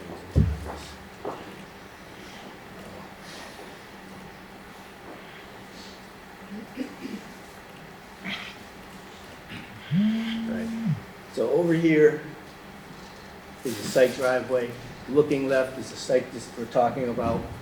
This line, I don't know if you can see my cursor, but this line that runs along here and pokes right into the roadway here, that's where you need to be able to see a car come. This line is drawn from a point in the driveway where a driveway would be, and it goes right across the top of the property corner. Because they can't go over the adjoining property owner's property because they don't control that, and there could be a tree there. So they got to stay on their property or in the public right of way. If you scroll down here a little bit and zoom in, right here, so right here is where that sight line crosses over the property corner, and right here is an 18-inch maple tree in the way of the sight line. That you need that to be gone to get the deficient sight distance that they can get. So just a little fine point there. I'm not saying it can't be done. I do understand that this is in front of Gary DeSimone's house. He's got a question about whether that's correct, whether that tree is actually on his property or not. Almost done. Department of Transportation, Highway Design Manual, intersection sight distance. At each intersection, ensure that sufficient sight distance is provided for a driver to perceive potential conflicts and to perform the actions needed to negotiate the intersection safely. Under speed, definitions, 85th percentile speed. Usually the most important factor for determining the posted regulatory speed, not the other way around. So, in a nutshell, you have to decide if this information is helpful to you, and should special permission be granted to allow a development that's going to just meet the minimum sight distance required by CONDOT and is going to only increase chances of vehicle conflicts when compared to the church or compared to a residential use that might be made. And I'd be happy to answer any questions. No questions? No, thank you. Thank you. Now, Okay. Mr. Chairman, I'd like to make a Yeah. motion. Is that you all done? Sure. Are you complete with your presentation, sir? I am. Okay. Thank you very I'd like much. to Yep. make a motion to pause the public hearing so we can listen to Yeah, well, Alan, see Change if of we can use. take care of these. We Change have a of couple use, of, and then we'll just go a back couple of to, small things to do that, so we don't have any interruptions. so, anybody second? I Yeah. don't know that Yeah. he's here right now. Yeah, Well, he just went out to go Just to, want to see how he makes out. Alan, you have the guy from Change of Uses? We're gonna take the Change of Uses now, so we ahead. can get you out of here. Okay. For the record, I'll second your motion. Okay, second. Okay. So we're gonna pause Yeah, the public motion. hearing. Paul made the motion and Mark Second, seconded. okay. Okay. So,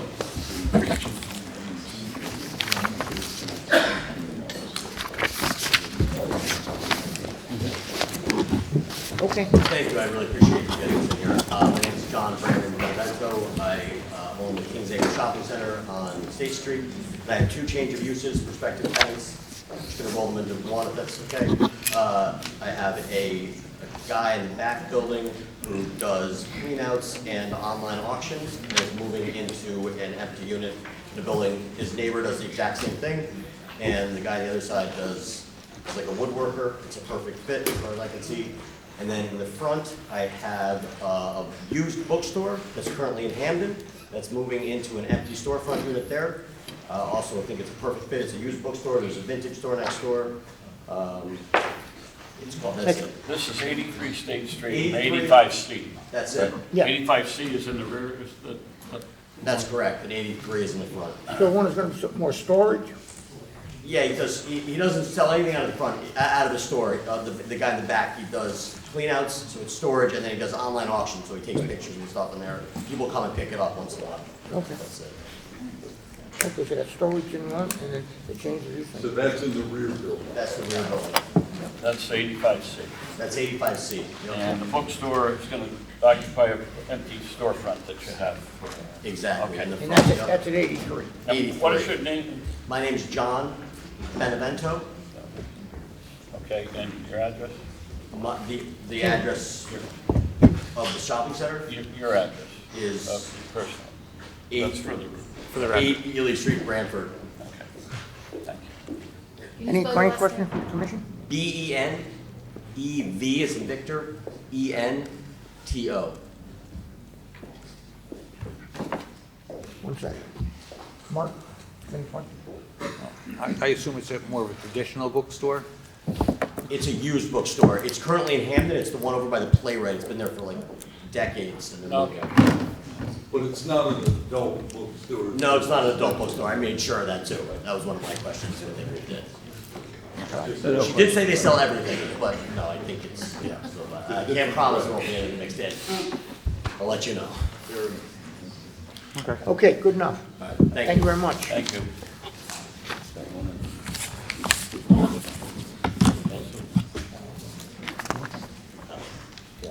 I don't, can we get Let's, one more to do, one more to I'd like do. to make a motion that we visit the,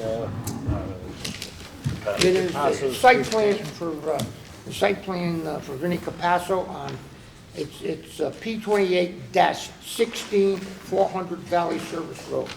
It should be very quickly here, folks, but if we get this out of the way, it'll be a clean evening for everybody. In the last presentation, they were talking about some concerns that the fire department had with the sprinkler system on the Valley Service Road, so I think that That's all we really got to we talk about. rectified that's All right, so I'll jump right there. Jeremy Gannon from Crystal Engineering, on behalf of Mr. Capasso. Yep, we did address the fire storage tank and suppression pump station right there. In addition, there's some minor things, just a couple of bollards added just for protection with those. And yeah, and you guys pretty much know the rundown of the 24-acre lot. IL 80 meets all the zoning regulations, requirements. stormwater runoff will all be taken, the roof runoff will be discharged into infiltrators, which then ties into a series of catch basins that will discharge out through a detention basin down there, and then slowly trickle its way out to the wetlands. Additionally, too, the fence, the proposed fence to run along the entire property. And yeah, that's pretty much it.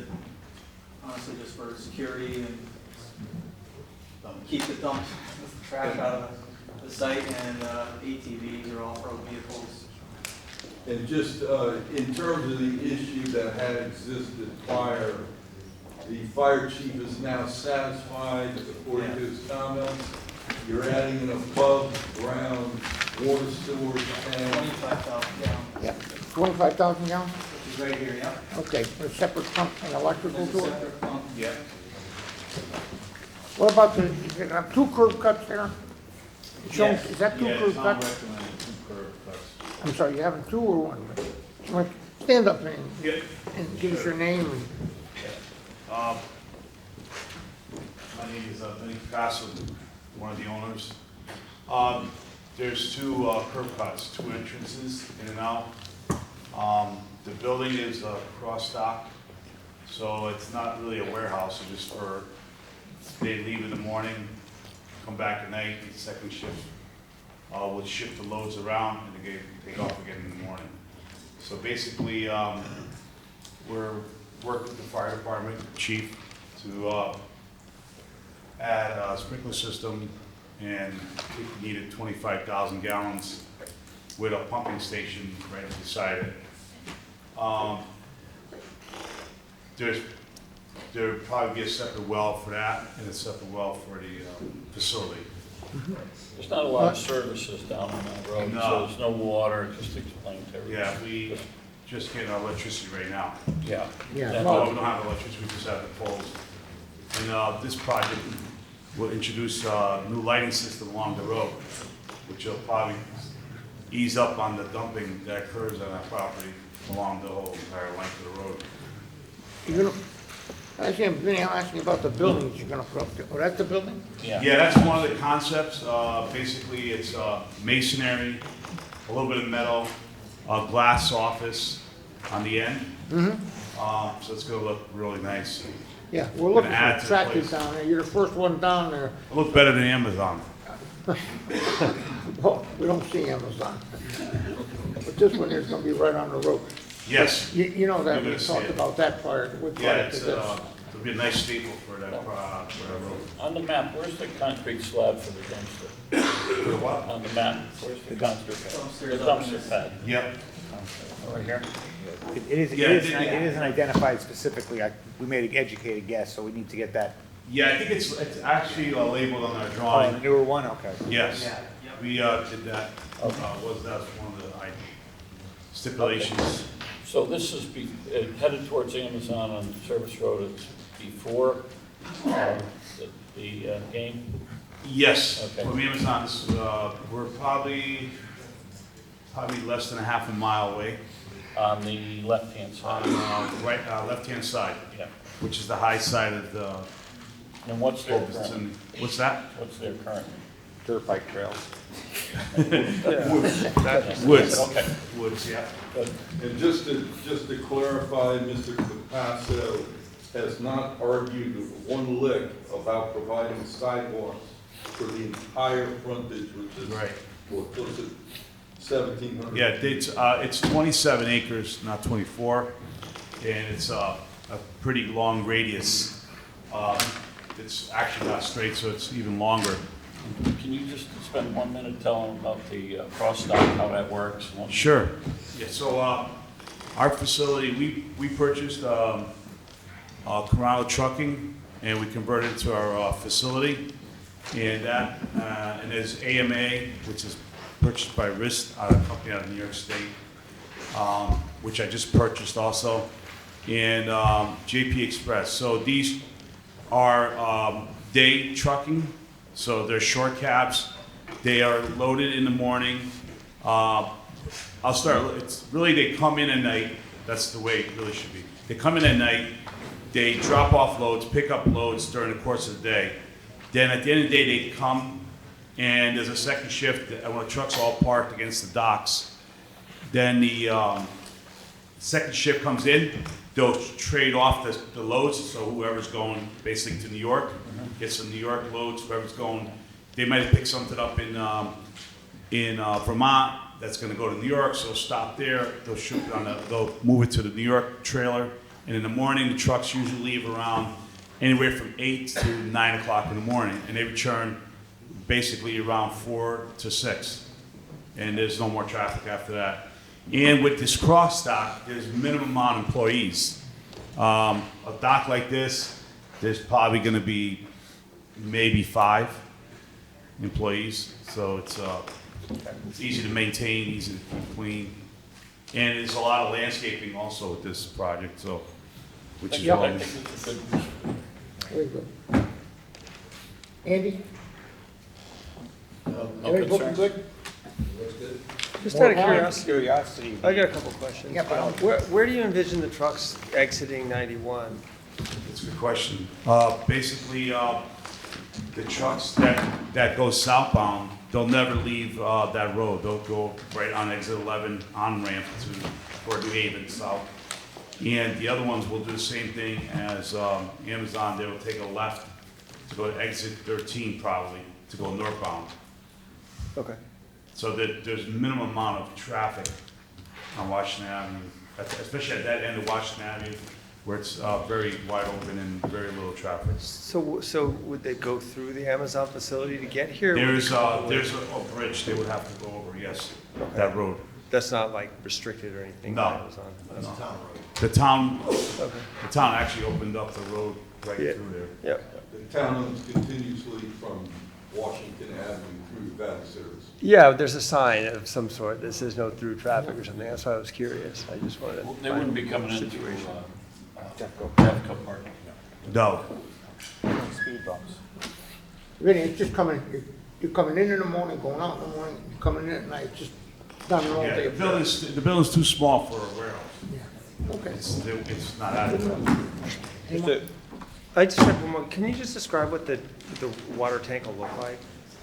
We have the overhead that I'm curious. I can answer that. Yeah, please. We're still working on that design. There might be no water tank. I talked to Claris, which is the architectural firm. We're thinking of putting it underneath the office building, because the office building has to be the same elevation as the dock, so they can view the movement of the forklifts as the managers watch what's happening. So we're looking at making one continuous tank, basically 80 feet wide by 40 feet wide, or 20 feet wide. So, and that would be 4 feet deep. They have done it in another facility, so we're looking to eliminate that, so there'll be no sore eye. Great, thanks. I'm good. Mark? I'm good. Vinnie, thank you very much. Thank you. Yep. Okay, thank you. Cusco Engineering. Where is that? Okay, I think we'll set to go back into a regular meeting. Bernie, I'm sorry, but the way it goes. Okay. Okay, who is up next to, we're back in order. On the public hearing? John?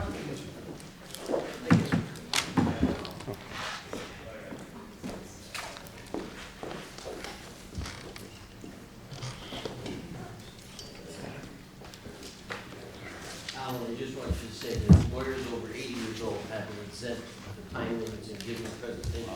I cannot get that. Just so you know.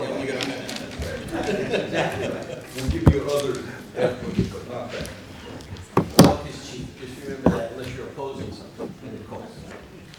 Chairman, ladies and gentlemen of the commission, thank you for your patience and consideration regarding the opposition to this matter. My name is Attorney John Acapora. I am also adjoining property owner 5036 Ridge Road. My daughter also adjoins at 506 Ridge Road.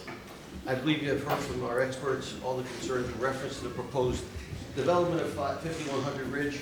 The Commission is charged with enforcing the orderly development of property in North Haven in accordance with the planning and zoning regulations. As such, you are the appointed guardians of orderly development and quiet enjoyment of the properties of the residents of North Haven. That's quite a burden, actually. As such, you are the appointed guardians of orderly development. As you will recall, this commission recently unanimously approved the change to the zoning regulations requiring all new schools to be built in residential areas to be on a minimum of 10 acres, exclusive of wetlands, watercourses, steep slopes. In making that decision, the commission indicated that school academic uses could not be appropriately developed in an area of less than 10 acres based on the following considerations. Such a use would not meet the general purpose or intent of the town of North Haven zoning regulations. Inadequate, convenient, safe vehicular pedestrian circulation system would not be present in relation to the adjoining street systems. Such a use would have a negative effect on the character of the neighborhood and adjoining properties, resulting in a diminution in property values. The fact that this application was filed just prior to the above zoning changes does not obviate the fact that this site is indeed improper for the proposed use, which if approved would result in the neighborhood being denied all the protections proposed by the current regulations. That's what a difference a day makes. Most importantly, the Planning and Zoning Commission of the town of North Haven commissioned SLR, formerly Mylona McBroom, to research and to develop the plan of conservation and development for the town of North Haven. They in fact prepared such a plan, which is before you for approval, explicitly defines the very essence of the plan of conservation and development. The town of North Haven, specifically under goals and strategies, transportation, infrastructure, and community facilities, one of the goals specifically states to protect the town's character along roadways and contribute to the town's character, specifically enumerated are Upper State Street, Outer Ridge Road, which this is, and Kings Highway. Another goal in the plan was to enhance the safety, smooth flow of traffic in residential areas, including traffic calming techniques, enhance the enforcement efforts to reduce the adverse impact of vehicular traffic in residential neighborhoods, which specifically, again, enumerates Spring Road, Kings Highway, Mount Carmel, and Outer Ridge Road.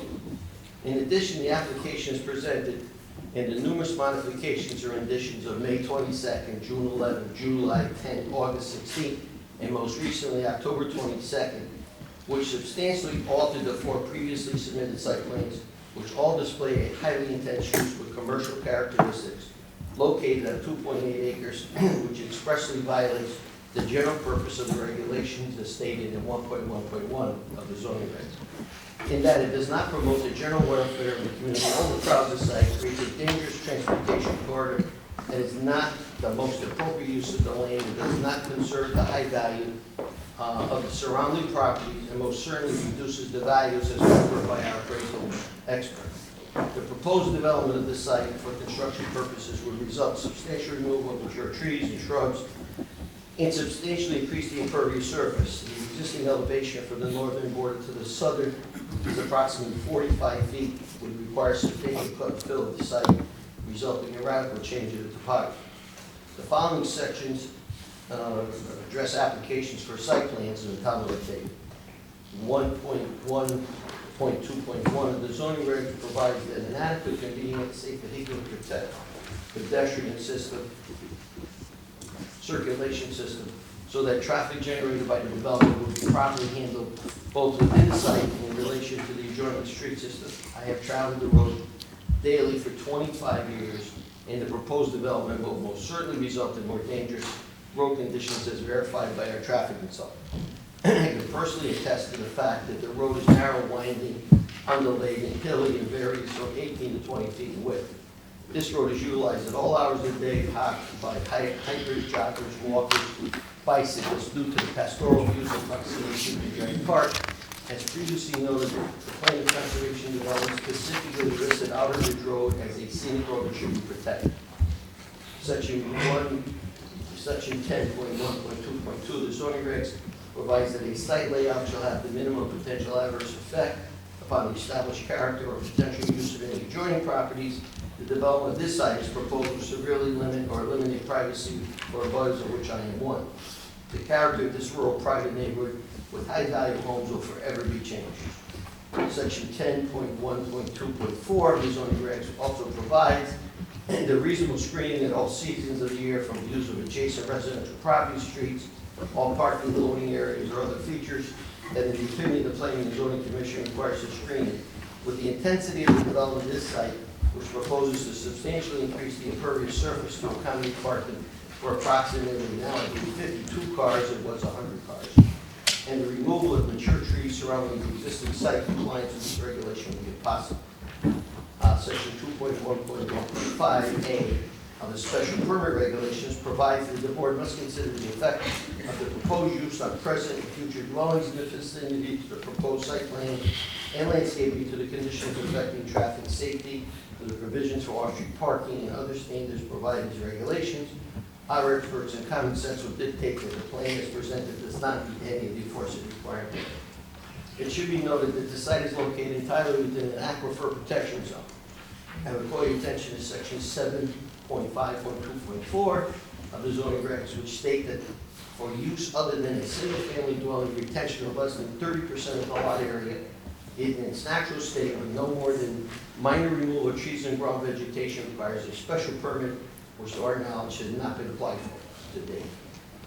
Section 7.5.2.5, the zoning regs also require a special permit for projects that render the site with greater than 20% of impervious surface. The aquifer protection regulations provide for more restrictive regulations by the town of North Haven. Section 13A, to our knowledge, the applicant has not applied for such a special permit. It should be noted that the Inland Wetlands Commission, this is a little bit of the history of what went on here. It should be noted that the Inland Wetlands Commission of the town of Hamden recently denied the applicant's wetlands application for this project. In addition, the approval granted by North Haven Wetlands Commission on the plan substantially different from the most revised plan filed to commission is under appeal in the latest Superior Court.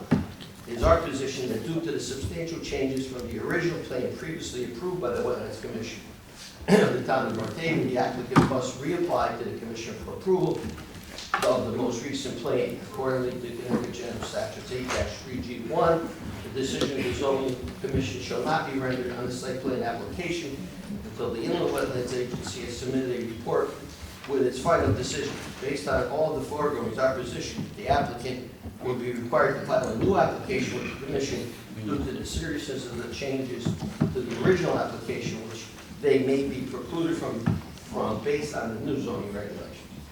Irrespective of the foregoing, I respectfully request this commission to envision the development of 5100 Ridge Road and to drive along Outer Ridge, Mount Carmel, and Sleeping Giant. Common sense would dictate that these roads are, as confirmed by our traffic experts, are not capable of safely handling added traffic of the proposed development by the applicant, and also determine whether the improvements proposed by the applicant fit within a 2.8-acre site. That development provides safeguards for the adjoining property and neighborhood required by the zoning regs. I'd also like to call your attention to the petition in opposition to the application signed by approximately 145 North Haven residents, and I believe we have another one for the president. 22 signatures. You want to submit those too? 22 additional signatures for this evening. And to those present here this evening in opposition, to display the serious nature of the effect this application has had on the North Haven community.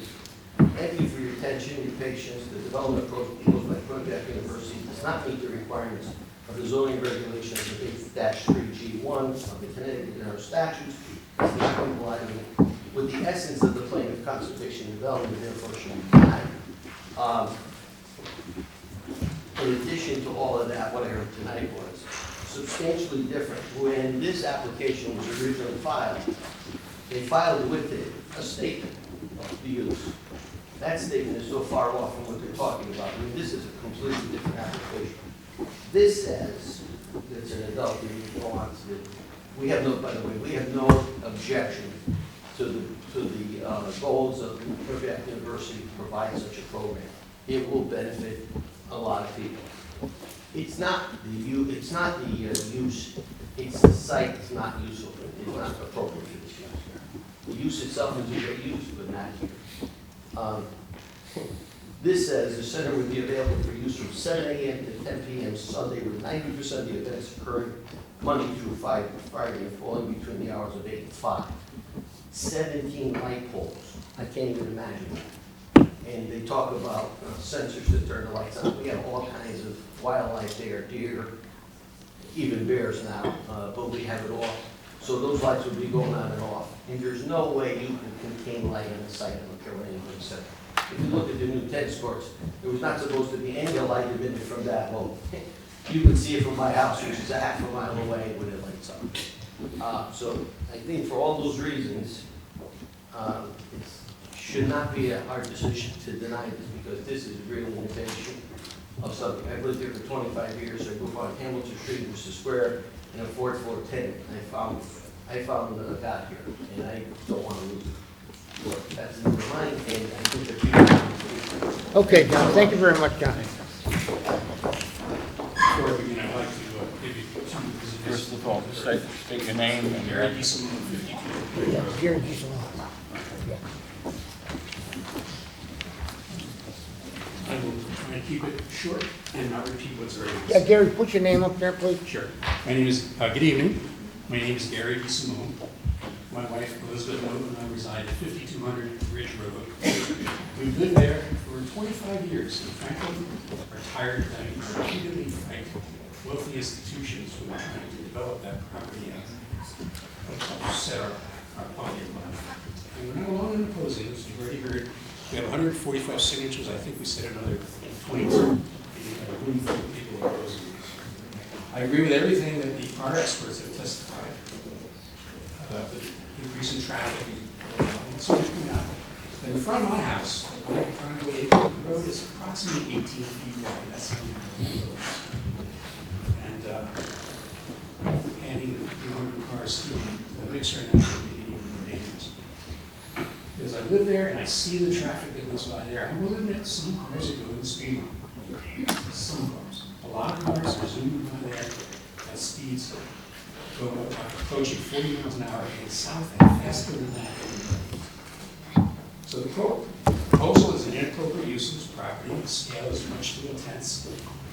It isn't only just dangerous to pedestrians. The fire chief has stated, quote, he has concerns with this proposal in terms of fire and life safety. And he urged postponement of development complexes like this in better response to emergencies. I want to point out now several examples of how Quinnipiac has failed to live up to its promises made to other commissions. On January 7, 2015, Hamden in the Wetlands Commission approved the stadium on the corner of Carmel Ridge. The opening sentence of their conditions of approval says, quote, in light of the applicant's previously demonstrated failure to fully respect an existing protective wetlands barrier, unquote. Moving on, condition 2.8.I, rather 1, of the Hamden Planning and Zoning Commission's approval of that stadium required them to eliminate the Southfield Stadium and related components, which they did, and then they came back later and got approval for that stadium anyway. Paragraph 7 of those same conditions of approval stated that the noise level from the sound system does not exceed 55 dB at the property line. But when neighbors clearly hear that PA system during games, as well as the crowd noise, it indicates that the PA is not rated 55 dB. Condition of approval of the property line. But wherever we would hear it as loudly as we hear it. Condition of approval 6.E for the dormitory on the Yorkville campus, they agreed to guarantee on-campus housing for all full-time undergrads students for years. They have not complied with that. Hamden has sued them, and the issue has been in litigation since 2015. And as you heard earlier, some of the speakers mentioned the meeting we had with them and the first select on May 14th this year, but they issued, of course, negative questions to the statements. Now, Quinnipiac's initial application included an addition to the existing building and the expansion of the parking lot about 27 spaces to about 100. You've heard that. Why do they do that? They did it because they think they're going to need that space. Maybe not today, but they've expressed desire to grow that use of that facility. And I would urge you not to trust Quinnipiac. give you examples of why not. They will agree, any commissioner approve, in order to get an application approved. But history shows they will then do whatever they please. If this commission approves this application, there's plenty of evidence to suggest that they will be back in the future trying to get approval to grow it back to its original size. And there's no adage which says, once you let the camel's nose under the tent, the rest of the cattle will follow. Don't let Quinnipiac get away with doing that. So please deny this application. Thank you.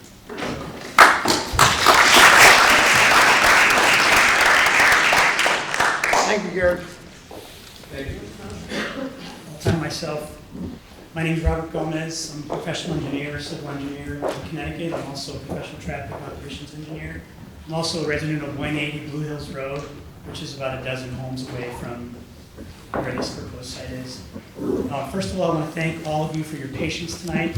As a person who comes to a lot of these types of meetings, I've never seen this kind of thing before where it gets off track like this got off track. It would have been more appropriate for the lawyers and engineers to submit their documents directly to the town engineer for review, in my opinion.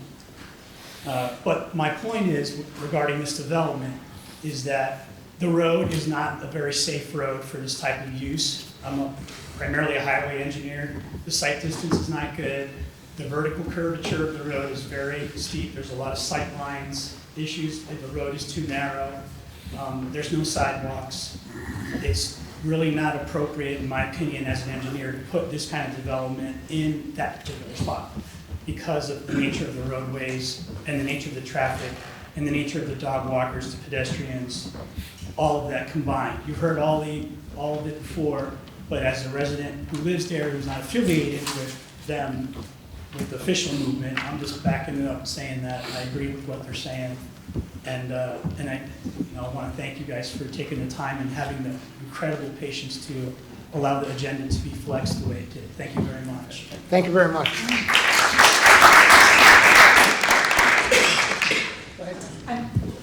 Good evening, Mr. Chairman and Commission members. I'm Pam Gomez. I reside in the same house. We are parents and a family of a Quinnipiac University alumni. Our son earned a bachelor's and master's degree at QU, making Dean's List all 5 years. Since the time he started college over 6 years ago, Quinnipiac has fundamentally changed. We observed a significant shift in priority from students to finances. Our son's time at QU was enjoyable, and we think very highly of the school. That being said, QU has begun to care more about profit than its students and the communities it finds itself in. We strongly oppose the QU academic building on Ridge Road. Coming from a parent whose son lived at both QU campuses for 4 years, we know there are multiple lots of land on Sherman Ave next to the QU York Hill campus that could possibly serve the same purpose without disrupting North Haven and its residents. We, taxpayers and residents of this town and this gem of a neighborhood, deserve a voice in this matter. QU's proposed Lifelong Learning Center will indeed have lifelong effects on the existing neighborhood, our neighborhood, and in our humble opinion, not a positive one. Thank you for your time and willingness to hear our voices. Thank you very much, My name is James Johnson. I live at 25 Martha Court in North Haven with my wife. In the interest of not being redundant, I've actually scratched off much of what I was going to say. Thank you. One thing I do want to say is that, and most of the people here that live on Hogan Road, Mount Carmel, Ridge Road, I Street can attest that the majority of drivers do not drive 25 miles an hour. Many of them drive exceedingly faster. My wife and I used to walk Ridge Road to Mount Carmel Ave, the new road and home. We don't do it anymore. It isn't safe. There's too many cars, too many trucks driving way too fast. You'd have to have really have a death wish to drive down there. So let me also add this. No one's mentioned this. The Quinnipiac owns 3011 Whitney Avenue in Hamden, the former Irish Hunger Museum. It's a couple of miles from campus. This building is 5,446 square feet of currently vacant space with parking. They also own the empty lot across the street that could be used for additional parking. And let me say this, with modification after modification after modification, After modification, there's been 4 modifications. Quinnipiac continues to try to squeeze a square peg to a round hole. And as Mr. Carlson said at the October 7th Planning and Zoning meeting, I think they're packing 10 pounds of hamburger into a 5-pound box.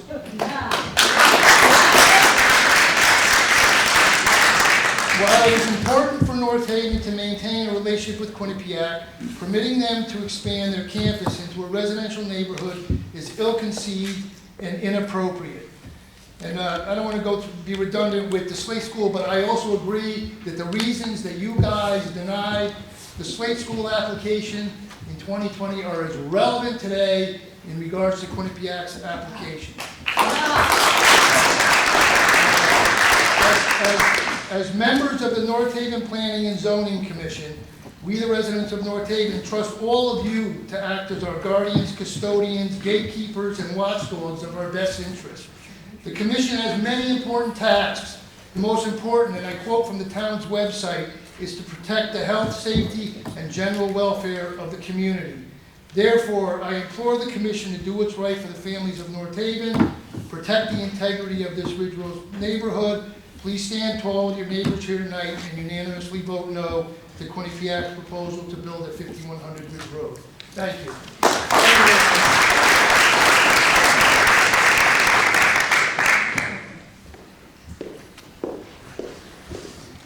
So there's 23 signatures, but I think there's one duplicate. Might be my other. Maybe get it done. I live at 400 Mansfield Road. This letter is in opposition to Quinnipiac University's plans for Outer Ridge Road. Dear Commissioners and neighbors, I am writing this testimony in opposition to Quinnipiac's project for a parcel that's less than 3.5 acres for an adult education center. This neighborhood is in the foothills of the Sleeping Giant Mountains, is woodsy and quaint. We enjoy living near nature. Our lives would be disrupted during construction and operation of this facility. Last Wednesday, the Hampden Inland Wetland Committee voted down and denied the Quinnipiac University proposal as it is incompatible with the safety of Hampden wetlands and watercourses which abut Ridge Road, the Ridge Road parcel. The negative effects of any non-residential use for this land are many, worsening of the already troublesome traffic that's been discussed here tonight, associated with also by the nearby Quinnipiac University drivers, noise, light, parking, trash, crime, and the very close proximity of neighbors in the event of fire or emergency are only a few concerns. Recently, North Haven Planning and Zoning agreed with the neighbors that 10 acres is the minimum size needed to safely accommodate an educational facility in a residential area to protect the adjacent neighbors in the surrounding neighborhood. This QU project is exactly what we tried to prevent.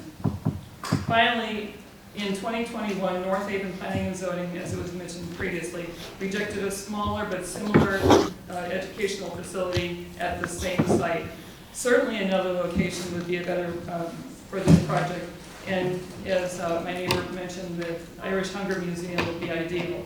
Not only is there a large parking lot, it has city water, this does not, it has sewer, this does not, and it's on the Whitney Avenue bus route.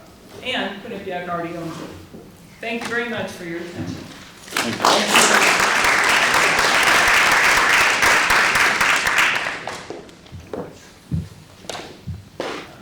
My name is Mike Dunn. That was my wife. I just wanted an opportunity to get the last word in for once. Most of what I had to say has already been said, including Gary stealing my camel's nose line. But I do not particularly trust Quinnipiac in this instance not to have just a toe in the door. And I'd love for one of these traffic experts to explain to me if they would let their children ride a bicycle on Ridge Road or Mount Carmel now, and how additional traffic would make that situation any better. We walk constantly, my wife and I, on all of these roads, and 40 mile an hour, we see 50 mile an hour, texting, cars go by, we can smell the pot smoke for 5 minutes after they're gone by. More traffic is not going to help any of these problems. And I don't care what speed limit you post, they're just as easy to ignore a lower one as a higher one. There's no traffic enforcement, so what good are the signs? That's it. Very good, thank you very much.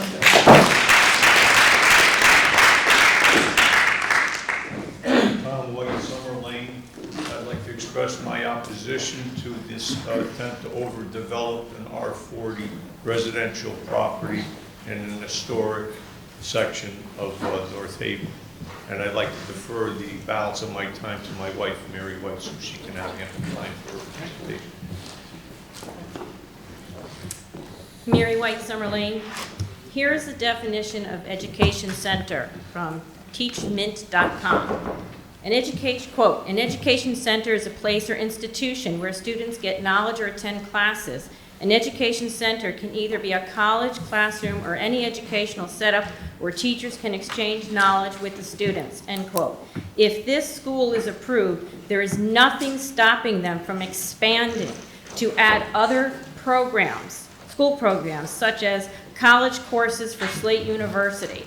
This proposal of an education center with 53 parking spaces is a perfect example of turning residential property into a commercial use, which will expand as time goes on, as stated by the applicant. The hours of operation, 6 days a week, 8 a.m. to 6 p.m., further support turning the residential property into a commercial use. The education center will materially disrupt the use and enjoyment of neighborhood properties. It will adversely impact the health, safety, and welfare of the neighbors who walk, jog, run, ride bikes on the narrow road, enjoy the peace and quiet of their neighborhood and the beautiful views of Sleeping Giant. The proposal is contrary to the character of the residential neighborhood of homes, and it will negatively impact property values. They are overdeveloping the under 3-acre R40 zone property and thus overcrowding the land with those 53 parking spaces. They are increasing water volume and velocity by over 200% and thus will negatively impact abutters, watercourses, and destroy wetlands. This proposal is not for 2 residential homes. Instead, it is a commercial use that will increase traffic, thus leading to congestion in the streets. The education center is contrary to the State of Connecticut Zoning Commission regulations, Chapter 124, Zoning, Section 8-2, Regulations A, which read in part, quote, Planning and Zoning Commission or Zoning Board of Appeals, whichever commission or board the regulations may, notwithstanding any special act to the contrary, designate subject to the standards set forth in the regulations into conditions necessary to protect the public health, safety, convenience, and property values. Such regulations shall be designed to lessen congestion in the streets, to secure safety from fire, panic, flood, and other dangers, to promote health and the general welfare, to provide adequate light and air, to prevent the overcrowding of land, to avoid undue concentration of population, to facilitate the adequate provision of transportation, water, sewerage, schools, parks, and other public requirements, end quote. The applicant stated the septic system as designed is equated to a small household. Show me a small household with 53 parking spaces and 53 cars moving on and off the property, potentially 6 days a week, 10 hours a day.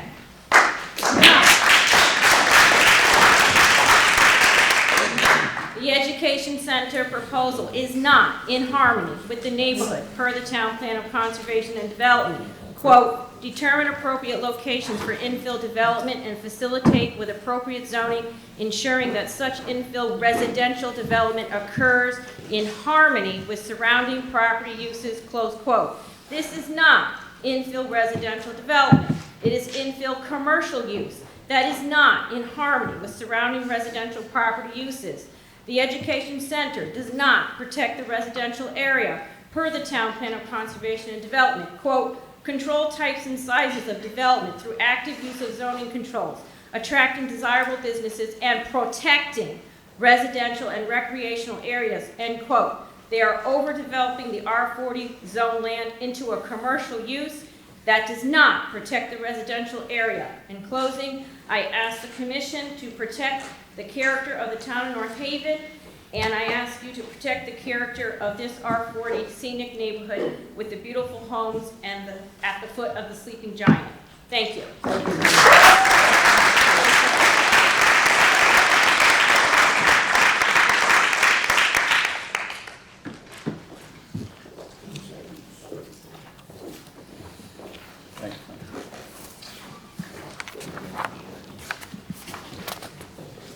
Hi, I'm Joanne Mangi. I live in the eye of the storm. I'm at 5061 Ridge Road, right across the street from the property, the education center that's proposed. So here's how I look at it. I live in a residential neighborhood. What I see happening is that evolving into something else. I did a visual, not a sophisticated thing, and I don't want anybody to have PTSD after Tuesday's election. Please address us But- over here. But I made like a little map of how much property we're being squeezed by Quinnipiac. And I did it as a visual so that you could all see, because we all know they own a lot of property. So I live right here, we all. Can you address We all live right here. the commissioners? I'm gonna get to you. No, address the. Oh, I'm sorry. Well, they should see this, so Well- that they can complain. Anyway, so I thought it was important to see this visual because they're just like enveloping us. And we've had to put up with a lot. And I get the education. I don't really understand what they want it to be. I think they're throwing a lot of things on the wall and they'll see what's gonna stick. You know, they made it clear, it's a building, they gotta do something with it. Well, they do have the Hunger Museum that's empty. They could do something with that. So I just think it needs to be, the perspective needs to be changed. So I'm gonna give this to you.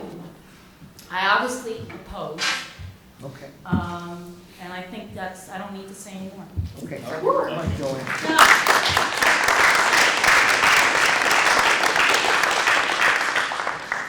Hi, my name is Pat Martucci. I'm not a North Haven resident, but I'm literally a step from a North Haven resident, right across from Joanne. I live on Mount Carmel Avenue, right across, I'm right around the corner from where this whole event is being suggested, the plan is being proposed. We keep talking about the traffic on Ridge Road, traffic on Ridge Road. You have to get to Ridge Road from Mount Carmel Avenue. Mount Carmel Avenue is horrific. Horrific, nobody drives less than 40 miles an hour. If I'm driving anywhere on Mount Carmel Avenue,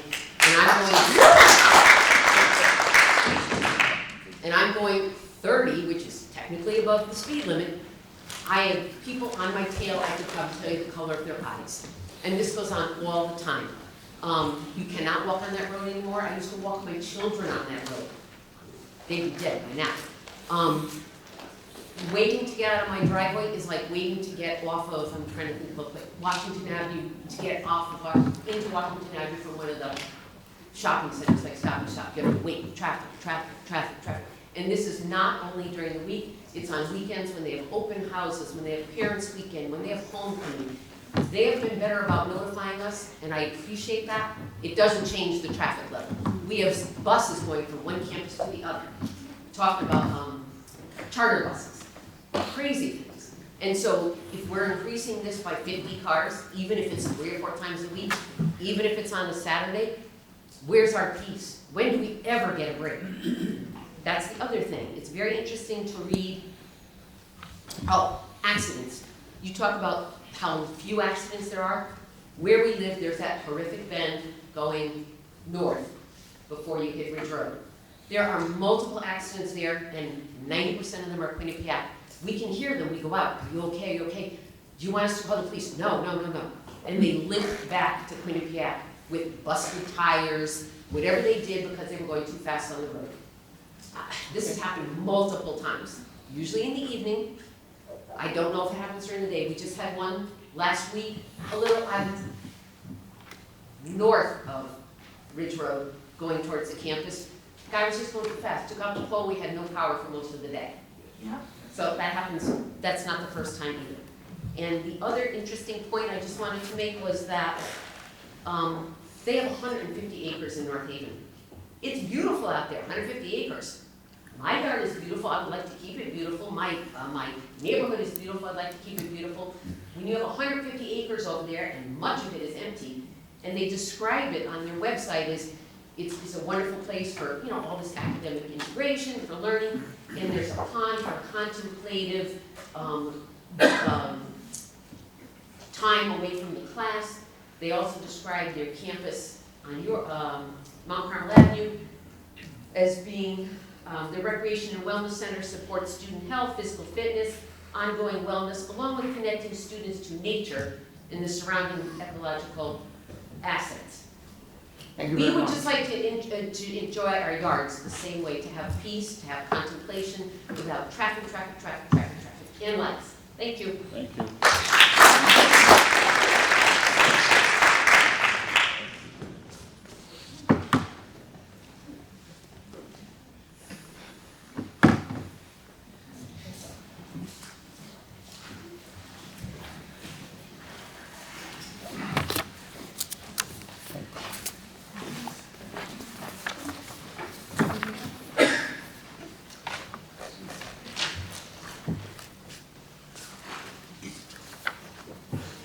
My name is Linda Roberts, and I reside at 188 I Street, but my property is on Hogan, Brewster, and I, so in the corner lot.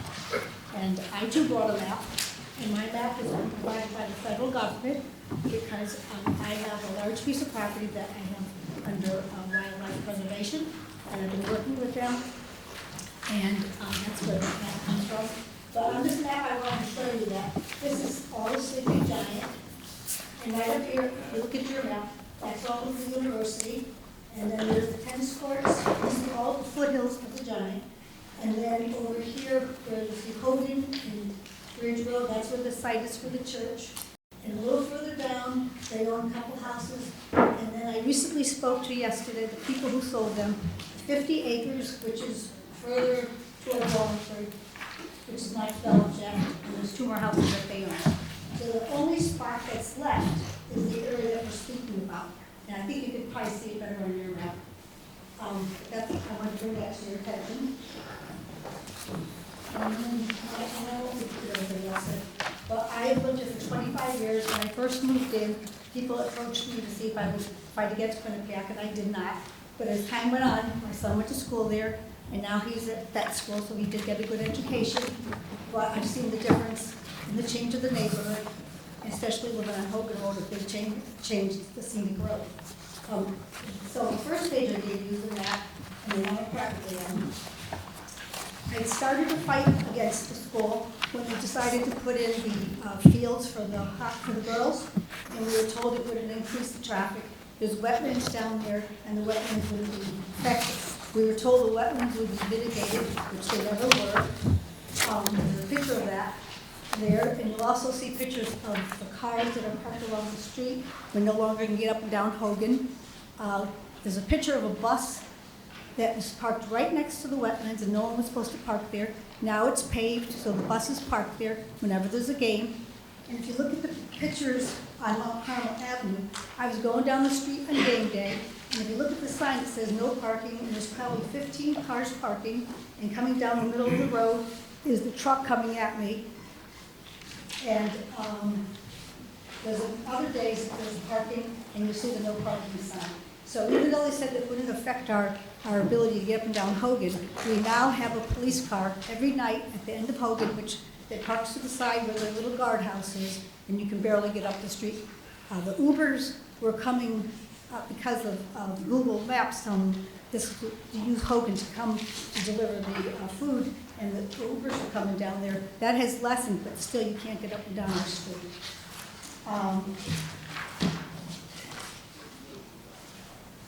I brought you a picture on the last page of the museum that is vacant, and that, I don't see why that couldn't be where the new site could be for that. Across the street from the museum, next to Ray and Mike's, there's a lot there that's vacant could be for parking, and if they don't want to go across the street and they want to keep the parking on the same side as the museum for that new project there, there's other lots that are available. And the other thing is, I have attended all the Inland Wetland meetings between North Haven and Hamden. Hamden just did 4. The third one, they were very upset and concerned, and one of the commissioners said he's been on the council for a long time, and never before did he have such a hard time with making a decision. He said it was tough because both sides presenting a lot of information regarding what the experts said. At the last meeting, it looked like they were trying to go ahead and pass it, and they had 13 amendments that they wanted to change. As they were going through them, one of the commissioners finally spoke, and he said, I need to say something. And he said, I can't with my good conscience go through with this. So they voted 5-2, and it was denied.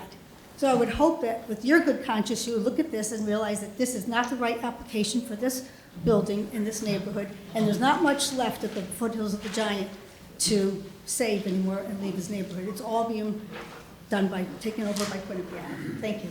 Thank you very much.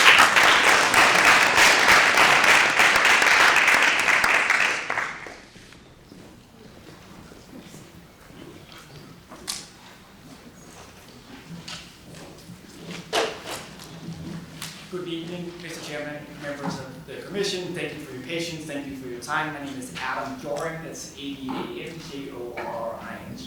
I live at 3014 Ridge Road, and I'm here tonight in two different capacities. As you can tell from my address, I live just down the road from the proposed structure, but I'm also a professor of finance and an expert in real estate investments. And I've written a letter where I go through a report based on my experiences. I have a PhD in economics from the University of Chicago. I've taught MBA students in real estate at the University of Chicago, the Bush School of Business. I currently teach real estate investments at the Eisenberg School of Management at UMass Amherst. Now, I originally planned that I would read this letter in detail, go into all of the analysis. I'm obviously not going to do that because of the time, and also because, as you'll see in my reports, I agree with everything that's been set up until now. I find in my reports that the proposed structure will severely increase dangerous traffic and lower home values. I estimate that the immediate neighbors will see a negative effect of home prices of between 12 and 18%. So instead of going into the details of my report, I will argue that you should reject this application because it hurts our civic society. Last month, there were people arguing in favor that said it's a good idea to strengthen the center because it will strengthen the civic society. I argue that it will have the opposite effect. Why, and why is that important? Now, across the country, communities like ours are breaking apart. Just last week, the presidential election ended a political fight that many have described as the most divisive political context in modern times. Democrats hate Republicans and vice versa. A large part of the problem is that across the countries, communities are becoming more splintered. People stay indoors, watch TV, and argue on Twitter instead of talking in person. However, I have experienced the opposite in the Ridge Road neighborhood. As opposed to many of my neighbors who lived here for 30, 40 years, my family has only recently moved here, but we hope to live here for the next 30, 40 years. Why? Because we felt so welcomed. When we go walk outside, walk our dog, we see other young families walking their strollers, going for a jog Sunday morning, and we hope that this can continue. And I implore you to reject this application because I fear with increased traffic, we will no longer feel safe to walk outside, walking our dog, walking a stroller. Thank you for your time.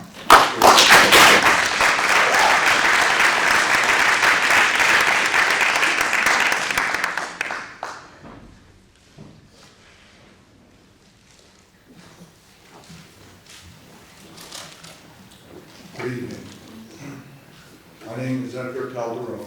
I lived in North Haven for the last 40 years of my life. My brothers, my mom and dad, immigrants of Colombia, South America, we found North Haven to be the greatest place to live. 20 years of my life, 30 years, 20 years I lived in Hartford Turnpike, the other 20 on 590 Ridge Road. Across the way at 2590, there's a little pond. It's a frog pond. Quinnipiac students speed down that road, end up in the frog pond. That's one of the stories. Anyway, I reside at 5000 Ridge Road in North Haven. I wholeheartedly oppose the educational center at Quinnipiac University that is proposing. During the last month, I felt like if I was in a network meeting, listening to Quinnipiac resumes, witnessing employees from Quinnipiac selling their own ideas, seemed like it was gaslighting. Ridge Road is a beautiful scenic rolling hill road in North Haven, which has become a highway between Route 22, Mount Carmel, and Quinnipiac entrance. The employees, the students, parents are speeding down with no mercy. This is Ridge Road has become the shortcut between Ridge 22 and Quinnipiac entrance. They speed down the rolling hills from Hamden to North Haven to the very end of Ridge Road where the school resides or the educational center that they're proposing.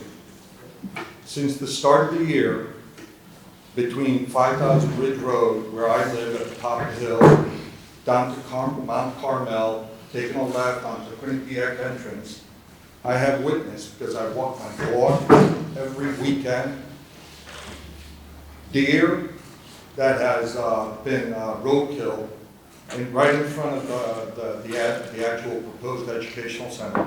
Red fox, skunk, possums, squirrels, raccoons, and a beautiful turkey. This is completely unacceptable. I enjoy walking with my wife and dog on Ridge Road. Every weekend we go down to the entrance at Sleeping Giant. Right in front of the soccer field, I believe it's a building owned by Quinnipiac, and there's always a security officer there. I would say every other weekend, he stops me and says, "You're crazy for walking down Mount Carmel," which I believe is, it's a highway.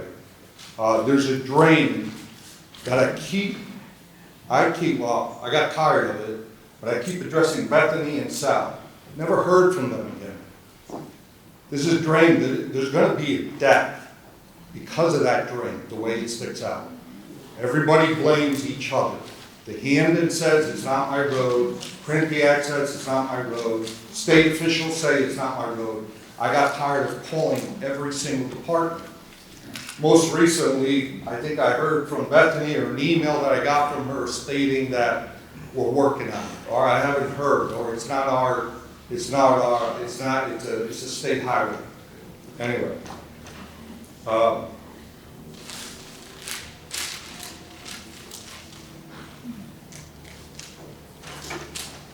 The question isn't the importance of an educational center that they're talking about. It's the location. Maybe it should be put on top of York Hill where the flags are, where a commercial building stands, and maybe put the commercial sign out there, sponsored by Hartford Healthcare. This is a residential area nestled in the foothills of Sleeping Giant, where it's beauty, the natural, the quietness, the peacefulness that our neighborhood enjoys.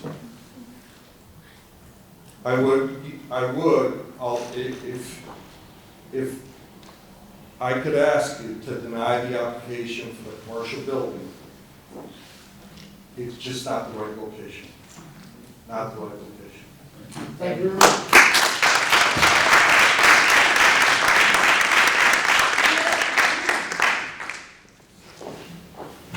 Hi, I'm Frank Minicello. I live at 23 Regency Drive in North Haven.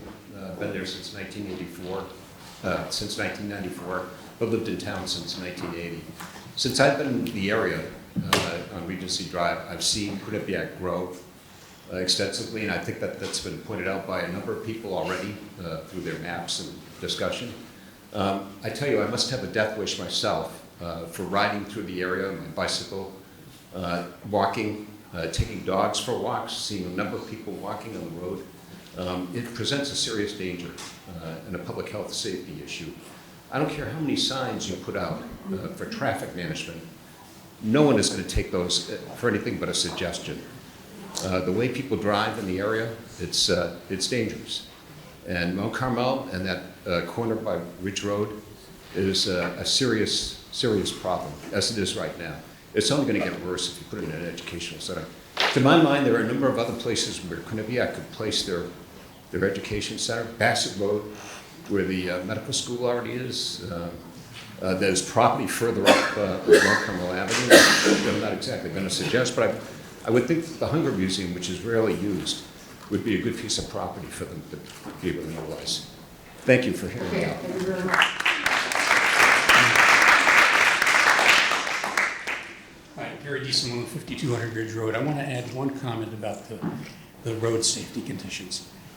Nobody's talked about what that road is like in winter. There are no shoulders, no place to put the snow when the plows come through. When a plow comes through after a measurable snowstorm, the road at best is a lane and a half wide. And when you get really a lot of snow, or several snowstorms in a row, and there's no place to put the snow, it builds up into pretty high banks, 3-4 foot high on the side of the road, which sometimes freeze. So now you have a road that's maybe a lane and a half wide with maybe some solid obstructions on the side in terms of these snow banks, and it's even more dangerous. Thank you. Okay, thank you.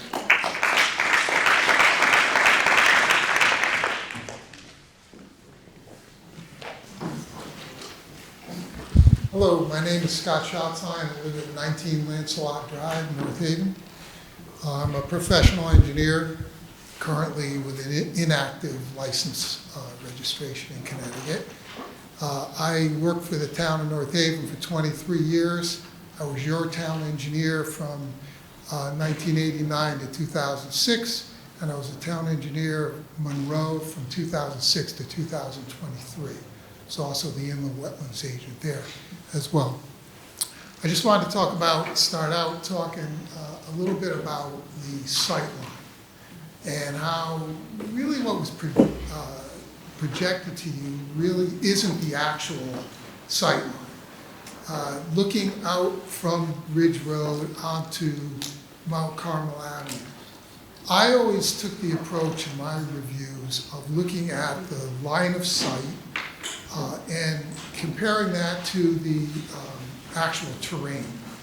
Now, the manual that they reference with the minimum standards and talks about a clearance within that sight line. And I acknowledge the fact that they acknowledge that there is inadequate sight line, but it's far worse than that. In that sight line, when the eye leaves the roadway surface and travels over, your line of sight is traveling over non-pavement, in this case, the shoulder, a slope. There's a need for more of a clearance than the manual indicates. The manual says you need 6 inches of clearance. You need far more than that, because in that area, you're going to get grass, weeds, brush, snow accumulating, which really changes it to about, I always used 18 inches. And all the traffic engineers always acquiesced and went along with that, because you're supposed to use professional judgment, and it makes sense. So I'd like to give you a picture that I took of the sight line from my car. This is 15 feet from the gutter at 3.5 feet of height. And you'll see that there's less than 40 feet of sight line. Now, bear in mind, the town comes along once a year maybe with the sickle bar and cuts the grass. Rarely is the grass and brush cut at the end of the summer, so that material sits there all winter. So that's a significant problem. I was going to talk at length about the stop signs, but that's been addressed. Although I do not agree with the placement of the signage. Signage by itself without geometric improvements is not effective. Now, when I was at Monroe, I went through the state program, and I met the qualifications to be a legal traffic authority. I guess they call it a local traffic authority now. But one of the things we talked about was traffic calming, placement of stop signs, and how it doesn't you really need to do those geometric improvements in order to slow vehicles down. Signage, yeah, it's a great idea. Hopefully it helps, but my experience is it doesn't do the trick. The cars do not slow down. I remember the police chief telling me when he put up the sign that has that, here's your speed limit, he was telling me that there's cars that actually speed up in that situation. Also, the sight line on Ridge Road, the improvements that they're proposing, they don't meet your town standard. Your town standard calls for a 10-foot shelf off of the roadway before the slope happens. They're proposing no shelf. So that material will, the snow, the material from there will go into the street. And I rarely saw an application that an applicant was proposing public improvements that don't meet your town standard. In addition, I'd like to read something to you. I think it's important that you actually hear this instead of just referencing it to you. State statutes, section 8-3C, special permits, exceptions and exceptions, hearings, filing requirements, expiration and extensions, CGS 8-3CA. If an application for a special permit or special exception involves an activity regulated pursuant to sections 22A 36 to 22A 45, that's the wetlands statutes, inclusive, the applicant shall submit an application to the agency responsible for administration of inland wetlands regulations no later than the day the application is filed for a special permit or special exception. They just filed an application with the agency responsible, Hamden's Inland Wetlands, afterward. So it does not comply with this state statute.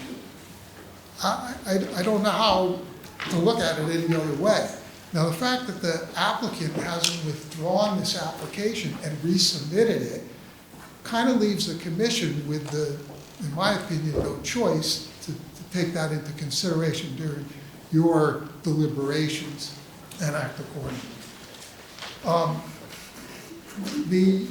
In addition to that, the revised plan is changed.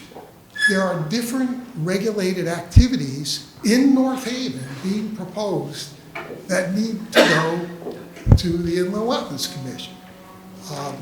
They talked at length about changing the sight lighting. Sight lighting is a regulated activity. That's something that the Wetlands Commission would be very interested in. They've also put a plunge pool, riprap filter dam, and they've changed the grading along Ridge Road. Those are within the regulated area as well. The Wetlands Commission has a right to hear that application and act accordingly. Now, in addition to that, I would just like to take a few minutes. This is two applications, it's not one. So I'd like to speak to the special use. Just take a minute and let's think about what a special use is. Back in the 40s, when the special uses were created, the commission realized that they needed to address something very important. They didn't have cell phones. They had, the families had one working parent. They probably, most likely had one vehicle. They didn't have a means to get around like they do today. They didn't have a means to communicate like they do today. And so the commission recognized that there needs to be special uses in residential zones. Now, this is a special use, not a special building. And I've always, it's been amazing to me that commissions and the public look at it like, oh, there's this building there that we have to find a use for. And it's not the building, it's the use. And the use is serving the neighborhood, the respective neighborhood. They recognize that people couldn't get there. So they need to have a firehouse so that they could they could sound the alarm and people would hear it and be able to get to the firehouse, to get to the houses to treat the fire. They didn't have cell phones. They weren't coming from a long distance. They had to have it right there in the community. And they had to have schools because the kids couldn't get to school. I walked to school when I was in grade school because my father worked. We had one car. I had no other way to get there.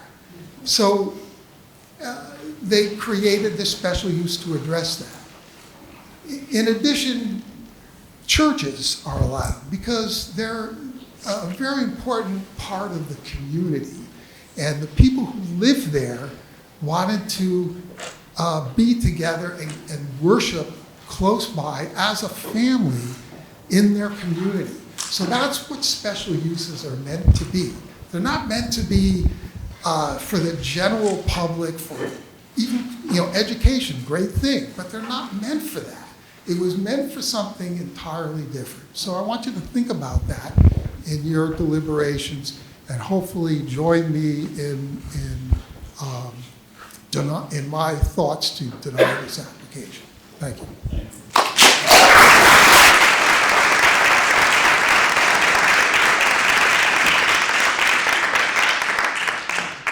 Okay.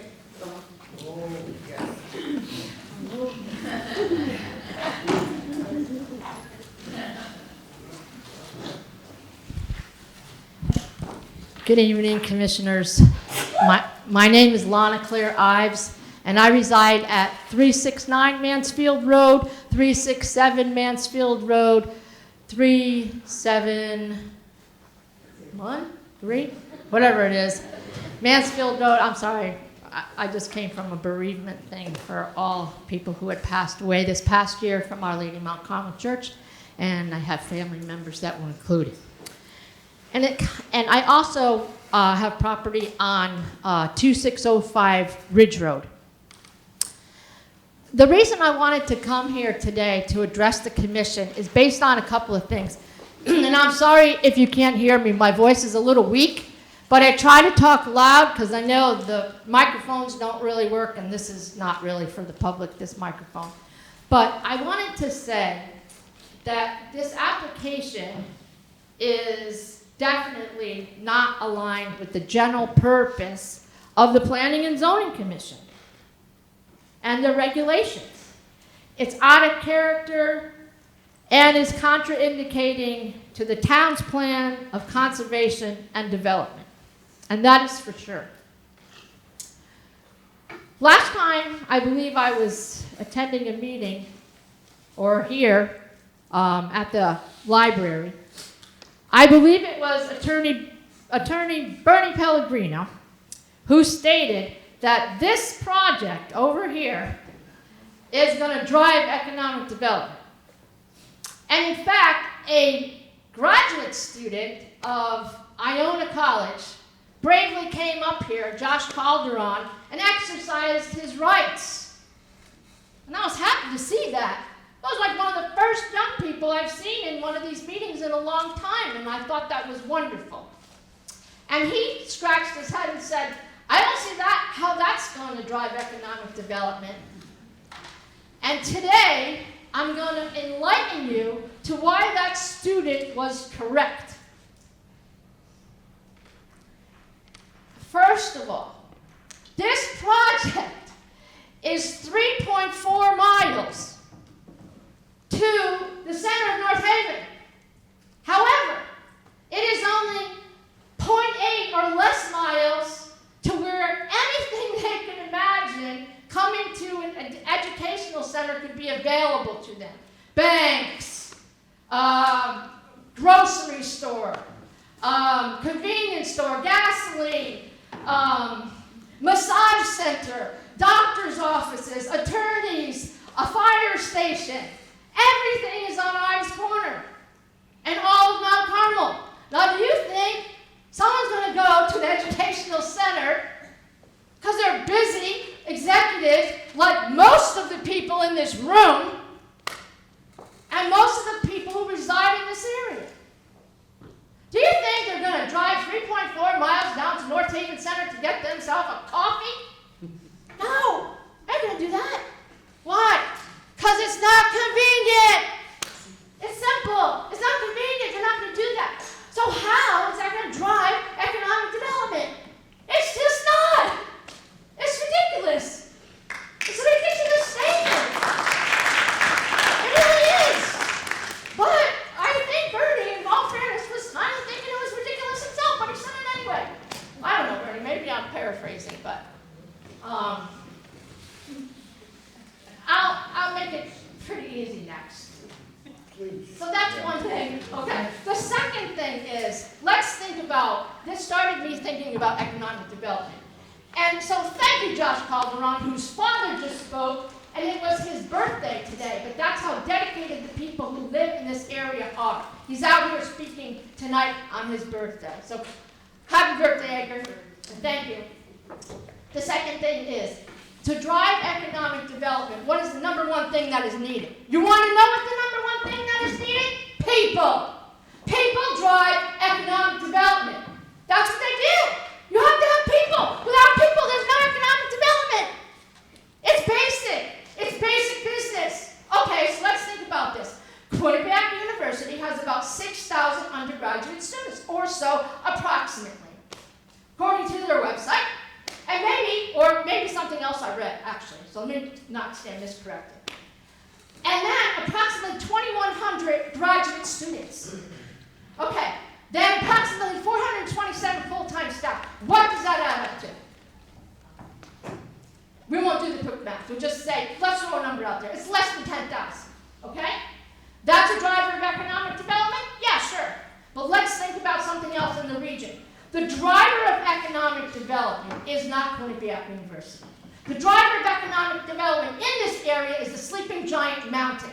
The Sleeping Giant Mountain, according to the DEEP, has 533 million thousand visitors a year. That's 533,000 visitors a year. That dwarfs this. The true value of this region is preservation of land, not sprawl.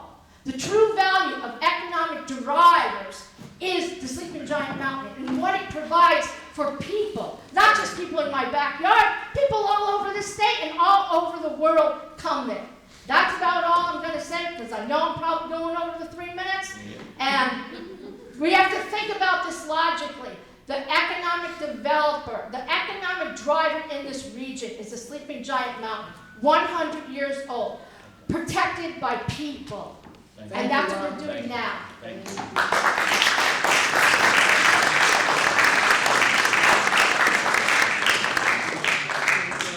I'm Robin Nashep. I live at 31 Lancelot Drive, about a quarter of a mile away from the proposed Adult Education Center. And I just want to thank the commissioners for not just tonight and for your work on the project, but I realized being here tonight what a thankless job this is because, you were here for years. Working on all different issues, so really appreciate that. I'm also a 21-year resident of the town, so 21 years of appreciation.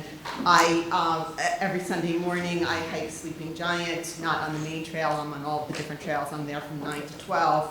And so I have over the years seen a tremendous change in the environment in terms of noise pollution, light pollution, hearing all of the games when I'm up on the Giant on Sundays, traffic. In terms of the wildlife, I also go to Cheshire every day, and so I have to drive through this intersection that everybody's been talking about every day, and I do see wildlife that has been killed, and I'm also concerned about the displacement of wildlife, including bears that have been on my property and in my garage taking my garbage can out, which is something new in the past couple of years. So I'm very concerned about the overdevelopment and all of the points that other people have made, which I'm not going to reiterate. I also just wanted to give a perspective in terms of I'm also an academic and educator. I'm a clinical psychologist, professor in psychiatry at the Yale School of Medicine and the VA Connecticut healthcare system.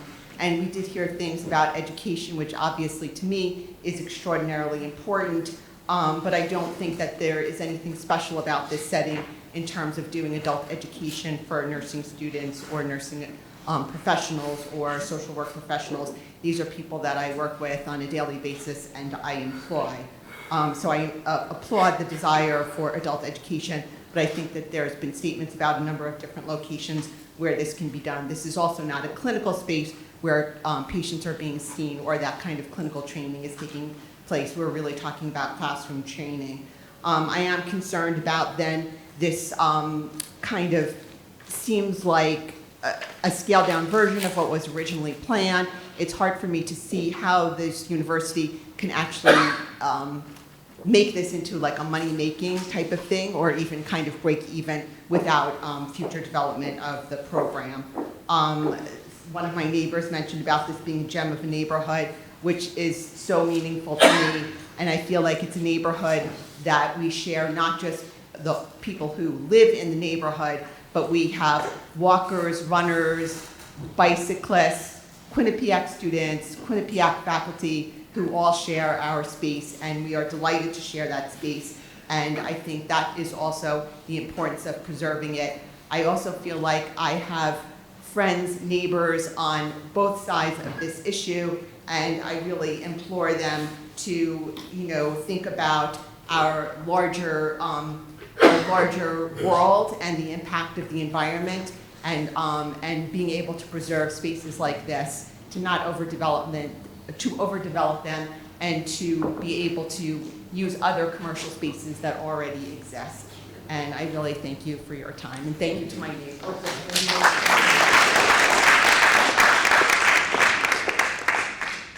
Can we ask how many other people want to talk? Because we just hit the 10 o'clock deadline. One more time. Go ahead. Yeah. Good evening, Mr. Chairman, and all from the Commission. Thank you so much for your patience and your dedication to this plight and our fight to preserve the integrity of our North Haven area.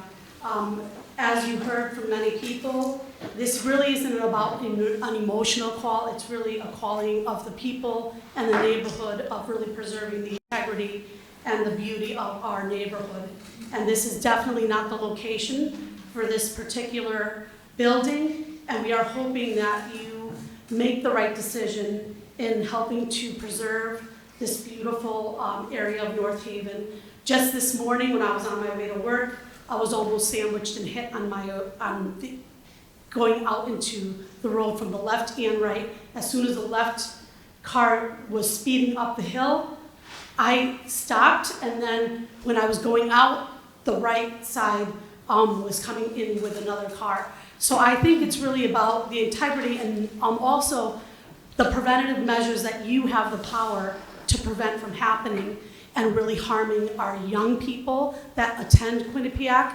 And I think the most compelling story tonight was that of the parents. When you start losing sight of the integrity of what you stand for in an educational system, whereas my expertise area, I have been in the post-secondary institutional area for many, many years. And when you're putting more emphasis on building versus building up your own clientele and your own students in the student body, I think that really speaks to the depth and breadth of what we're missing. Mental health is on a rise, and our children are suffering for it. And I truly believe that this particular building is not an adult education preventative benchmark. It is one that's just going to take up space that's going to negatively impact all of us. So please do the right thing and let us continue having our sound, peace and peaceful sound set of our own environment, and most importantly, our mental health being at the forefront, because we are people that lead with integrity. We take care of our own. And this is about people power coming together. It's not about, anything else other than that. So thank you again for your dedication. Have a blessed day.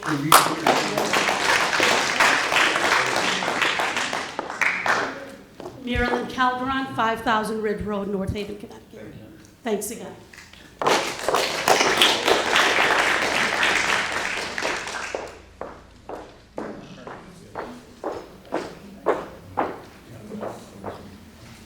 Anyone else want to speak? All set? Okay, as long as everyone.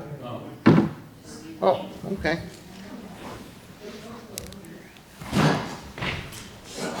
Okay. This is kind of it. We got Really quick, this is all tough. I'm John Bill Duffy, Most people know me as Jack or JB. I live at 7 Ridgewood Terrace. I've been in the area here, that end of Ridge Road, for 63 years. I've seen a lot of changes. And one of the biggest changes is, of course, Quinnipiac. I don't believe you can trust anything they do. First off, they put a maintenance facility right next to Mill River. Next, they put a casino up on top of the hill over there in Hamden. And on top of it now, they destroyed the pine forest, but I don't know what kind of monstrosity that is, a business building or what. And I often go over to Chestnut Lane to hike the Giant. And let me tell you, those kids do not know how to drive. The worst thing that was done was when they paved that street, because now they must drive 50 miles an hour.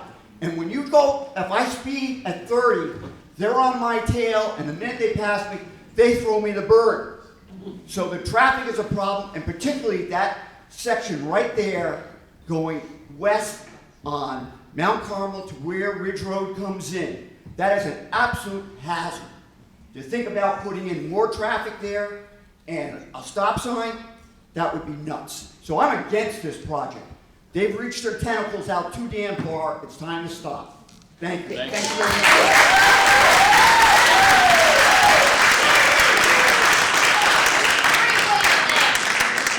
Okay. That's it, folks. You all had your chance to speak now, I suppose. I certainly hope so, and I hope you all got it all out. Bernie, do you want to respond to... I mean, you absolutely have the last word here, so. Yeah, what I'd like to do, since a lot of information was submitted and we were provided with copies of it, not only from the neighbors, but also from the organized opposition, unlike what we've been giving them in advance of their hearings every time we submit. I'd like to request the opportunity to do my rebuttal at your next meeting on December 2nd. We have time to give you an extension so that we can give our rebuttal and then you can close the public hearing. Do you want me to keep the public hearing open? Yes. Okay. Your request. I'd like to keep it open, okay, to be clear, Really? so that the public has spoken. No, everybody spoke. It'll be only I for would you. give my rebuttal. Right. We would close the public I hearing. understand. Yes. So you I need won't to keep- submit any additional information? Or, because if you do, then now you might have a chance to respond. Hey, quiet. Please, quiet. Okay. I'm sorry, what was that? I couldn't hear it. I asked them if they intended to, if they would be submitting any more information, because if they were going to, then the public would probably deserve a right to comment They on that. certainly So would. we'll No, have to no see more what happens. information, just your rebuttal. If there is new information, they would Yeah, I just- comment on that, but I don't have a think problem I with that. anticipate that. I think just addressing their comments and responding to that. And your meeting on December 4th? Yeah. December 2nd? Yeah, 1 second, Bruce. Just Just a so you second. all understand. We couldn't deliberate on this evening in any event. So, I mean, we gotta take the month to digest everything, all this information that's come. And Vern's gonna do his rebuttal then, and then certainly try to deliberate in December's meeting. So, but it'd be no more open to the public, we're taking all the public information in at this meeting. Although I want his rebuttal in the public hearing. Yeah, but he just said that we just provided more information and I'm not gonna provide it anymore. We just told him no. He's gonna respond to new information that we need to respond to what he's gonna respond to. You're responding to what they had. Information that was submitted. Yeah. Which It's not I good. No, have just what received. we have. And so I'm going to respond to that information in my rebuttal. As is normally the case, the applicant gets the last word. Right. Okay. And that's what we'll do on December 2nd, and I grant you the extension to continue the public hearing till then, and there's sufficient time to do that on the clock. Okay. Thank you. Okay, Excuse Bruce, me, thank you. does that mean they're gonna revise the proposal again? Step ahead, sir. Does that mean they're gonna revise the proposal? I just can't wait, I guess it went from 100 to 53. Will you step up to the mic, sir, if you want to speak? No, that's not our understanding. That's not what he's That's gonna not what he said at Our all. understanding is that that was not. He was gonna rebut the information that was provided tonight that it didn't have. But did they revise No. the plan? Also, it's still a Plan is what the plan is. Okay. That's it. I- No, no. You're all out of order here. Just With the public hold it hearing. right here. Hold it right Bernie, here. what were you? The plan has been revised and it was submitted a month ago. We're not Yes, gonna that's change the it. plan. The one. Nothing that has you have changed. tonight. So, okay. You have that? So I think the question at hand is, what is the rebuttal going to be? Because one of the things that I have learned from these ongoing discussions is that Quinnipiac is stating that they have invested the time to have North Haveners and neighborhoods involved in the process of deciding what needs to happen as a collective. That collective has never taken place. And I feel it's really imperative that when you're ingenuous about what is being presented and you have the last word, it can negatively impact and sway people one way or the other. So in actuality, that is ingenuous, and that's against our North Haven way of being. We moved into a North Haven area to develop allies and protecting our generational passing down to our children. You're telling us that you've invested time with neighboring people, and I live at 5,000 Ridge Road, never have been invited to any type of dialogue or networking meeting with you or anyone for that matter. And we've done our homework because we've come together as a people, one voice. And we have not been invested in one network meeting with Quinnipiac. And I'm a graduate and an alumni from I can't Quinnipiac. stop. So I'm just saying, if Okay. it's going to be Stop. developed, You can't stop that. You have to. I mean, Yeah. you gotta control yourself here. Make your- so I'm Everybody's, just trying to figure out what the rebuttal is going to be. Well, that's what we're trying to say, but you keep talking. you know, Miss, And will we also have the opportunity No. to speak up and out after the rebuttal? Mr. Wayman, you're saying no. look, If the plans change, it's a Then different continue. situation, but typically the applicant gets to The respond last to what word. was brought, what was stated. If they change plans and provide new information, that's a different story, but they that's a said that they whole don't intend to different do that. story, miss. It's only gonna be what you've heard tonight and what everybody's heard tonight. There'll be no So we change. have your word of honor that it's nothing that's changed? Absolutely. Okay, Well, we respect that. We're going by Thank you what so they much. presented tonight. But tonight, That's fine. That's what's Yeah. on record. As long as you stand behind your word, I'm fine with that. Yeah. we always have. I don't want to be out of order, I apologize, but I just want to ask Alan, is that within the time frame for the application, the 120 days? They are within the time frame to get the next month's meeting on December 2nd, yes. Okay. With the extension that was granted. Okay, Okay. that's it. Okay. At this point, Bernie, we're gonna respect your wishes that we keep the public hearing open, and it'll be into next month, folks. So everybody understands. Tabling the discussion now, we're not gonna hear anything more. Leaving the public hearing No, open. we're gonna Yeah, right. continue it right on, Bernie. You know exactly what I'm talking about. It isn't like I'm talking to the public here now. John, you as well. We're good. Everybody's good. Everybody had their say. Yeah, we got a bond release. We're gonna go. We have deliberations too. Yes. All right, everybody, we still have a meeting going on. Folks, Please. come on, folks, move outside, please.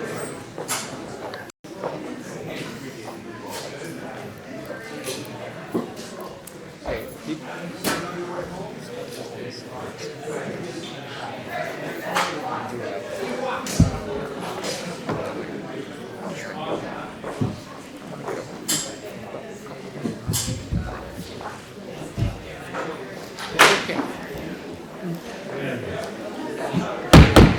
Folks, move it outside, please. Hey, go outside, we're still Out. having a meeting here. Out. Please. We're quietly sitting, please. Or you can stay if you want. Just don't talk. Okay. Where are we at here?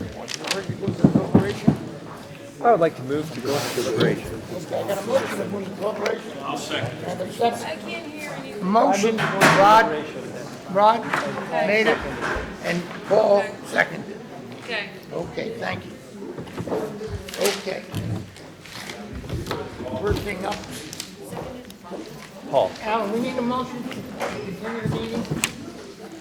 No. Okay. Go. Look, stop. Don't give me no. That's in line tonight. Okay, let's go down to, we're going right over to, P 24-16. It is the 400 Valley Service Road. As they presented the application, it sounded very good to me, I'd very like to make a conclusive. motion to approve Okay, I have a motion to approve, and a second. with the notes. Do I have a second? Second. Okay. Sure. Rod seconded. Okay, I have a motion and a second.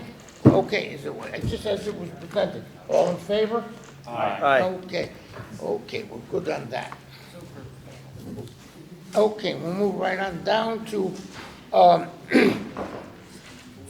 we got the change of use. Let's do the change of use out of order here a little bit. Change of use of 83 State Street. It's the King. Bookstore. Yeah, well, it's the bookstore, yeah, the bookstore, but a bookstore, yes. King's Acres. A I'll motion move. to approve it? I'll make a motion to approve it. Have a second? Okay. All in favor? Aye. Okay. Okay, now the other one is kind of a storage thing for books, or whatever he's gonna put in there. Oh, yeah, the treasures. Yeah, okay, I have a motion to approve it as it was presented. I'll make the motion to approve. Okay, I have a motion, a Second. second, and a second, Rod seconded. All in favor? Aye. Okay, now back up to the bond release. It's, the bond release is P 23-10, 576 Washington Avenue. Andy? That's the newspaper dealership up on Washington Avenue, Moral Motor. There was one small change, which didn't fundamentally change anything.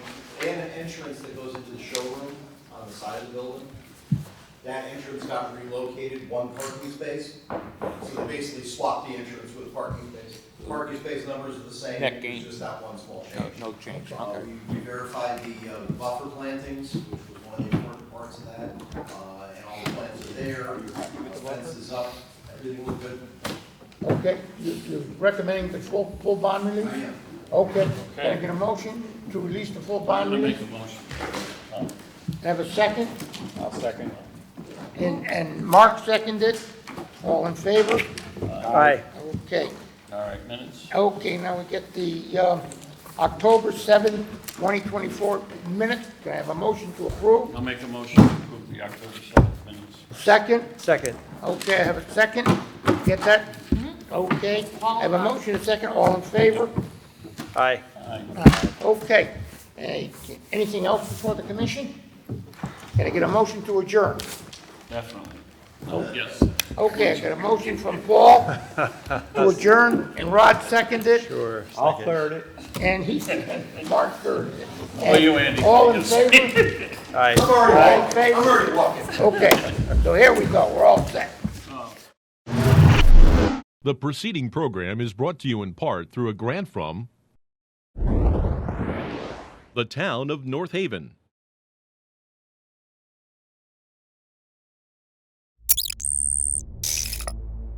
Watch town meetings or other videos on demand at nhtv.com.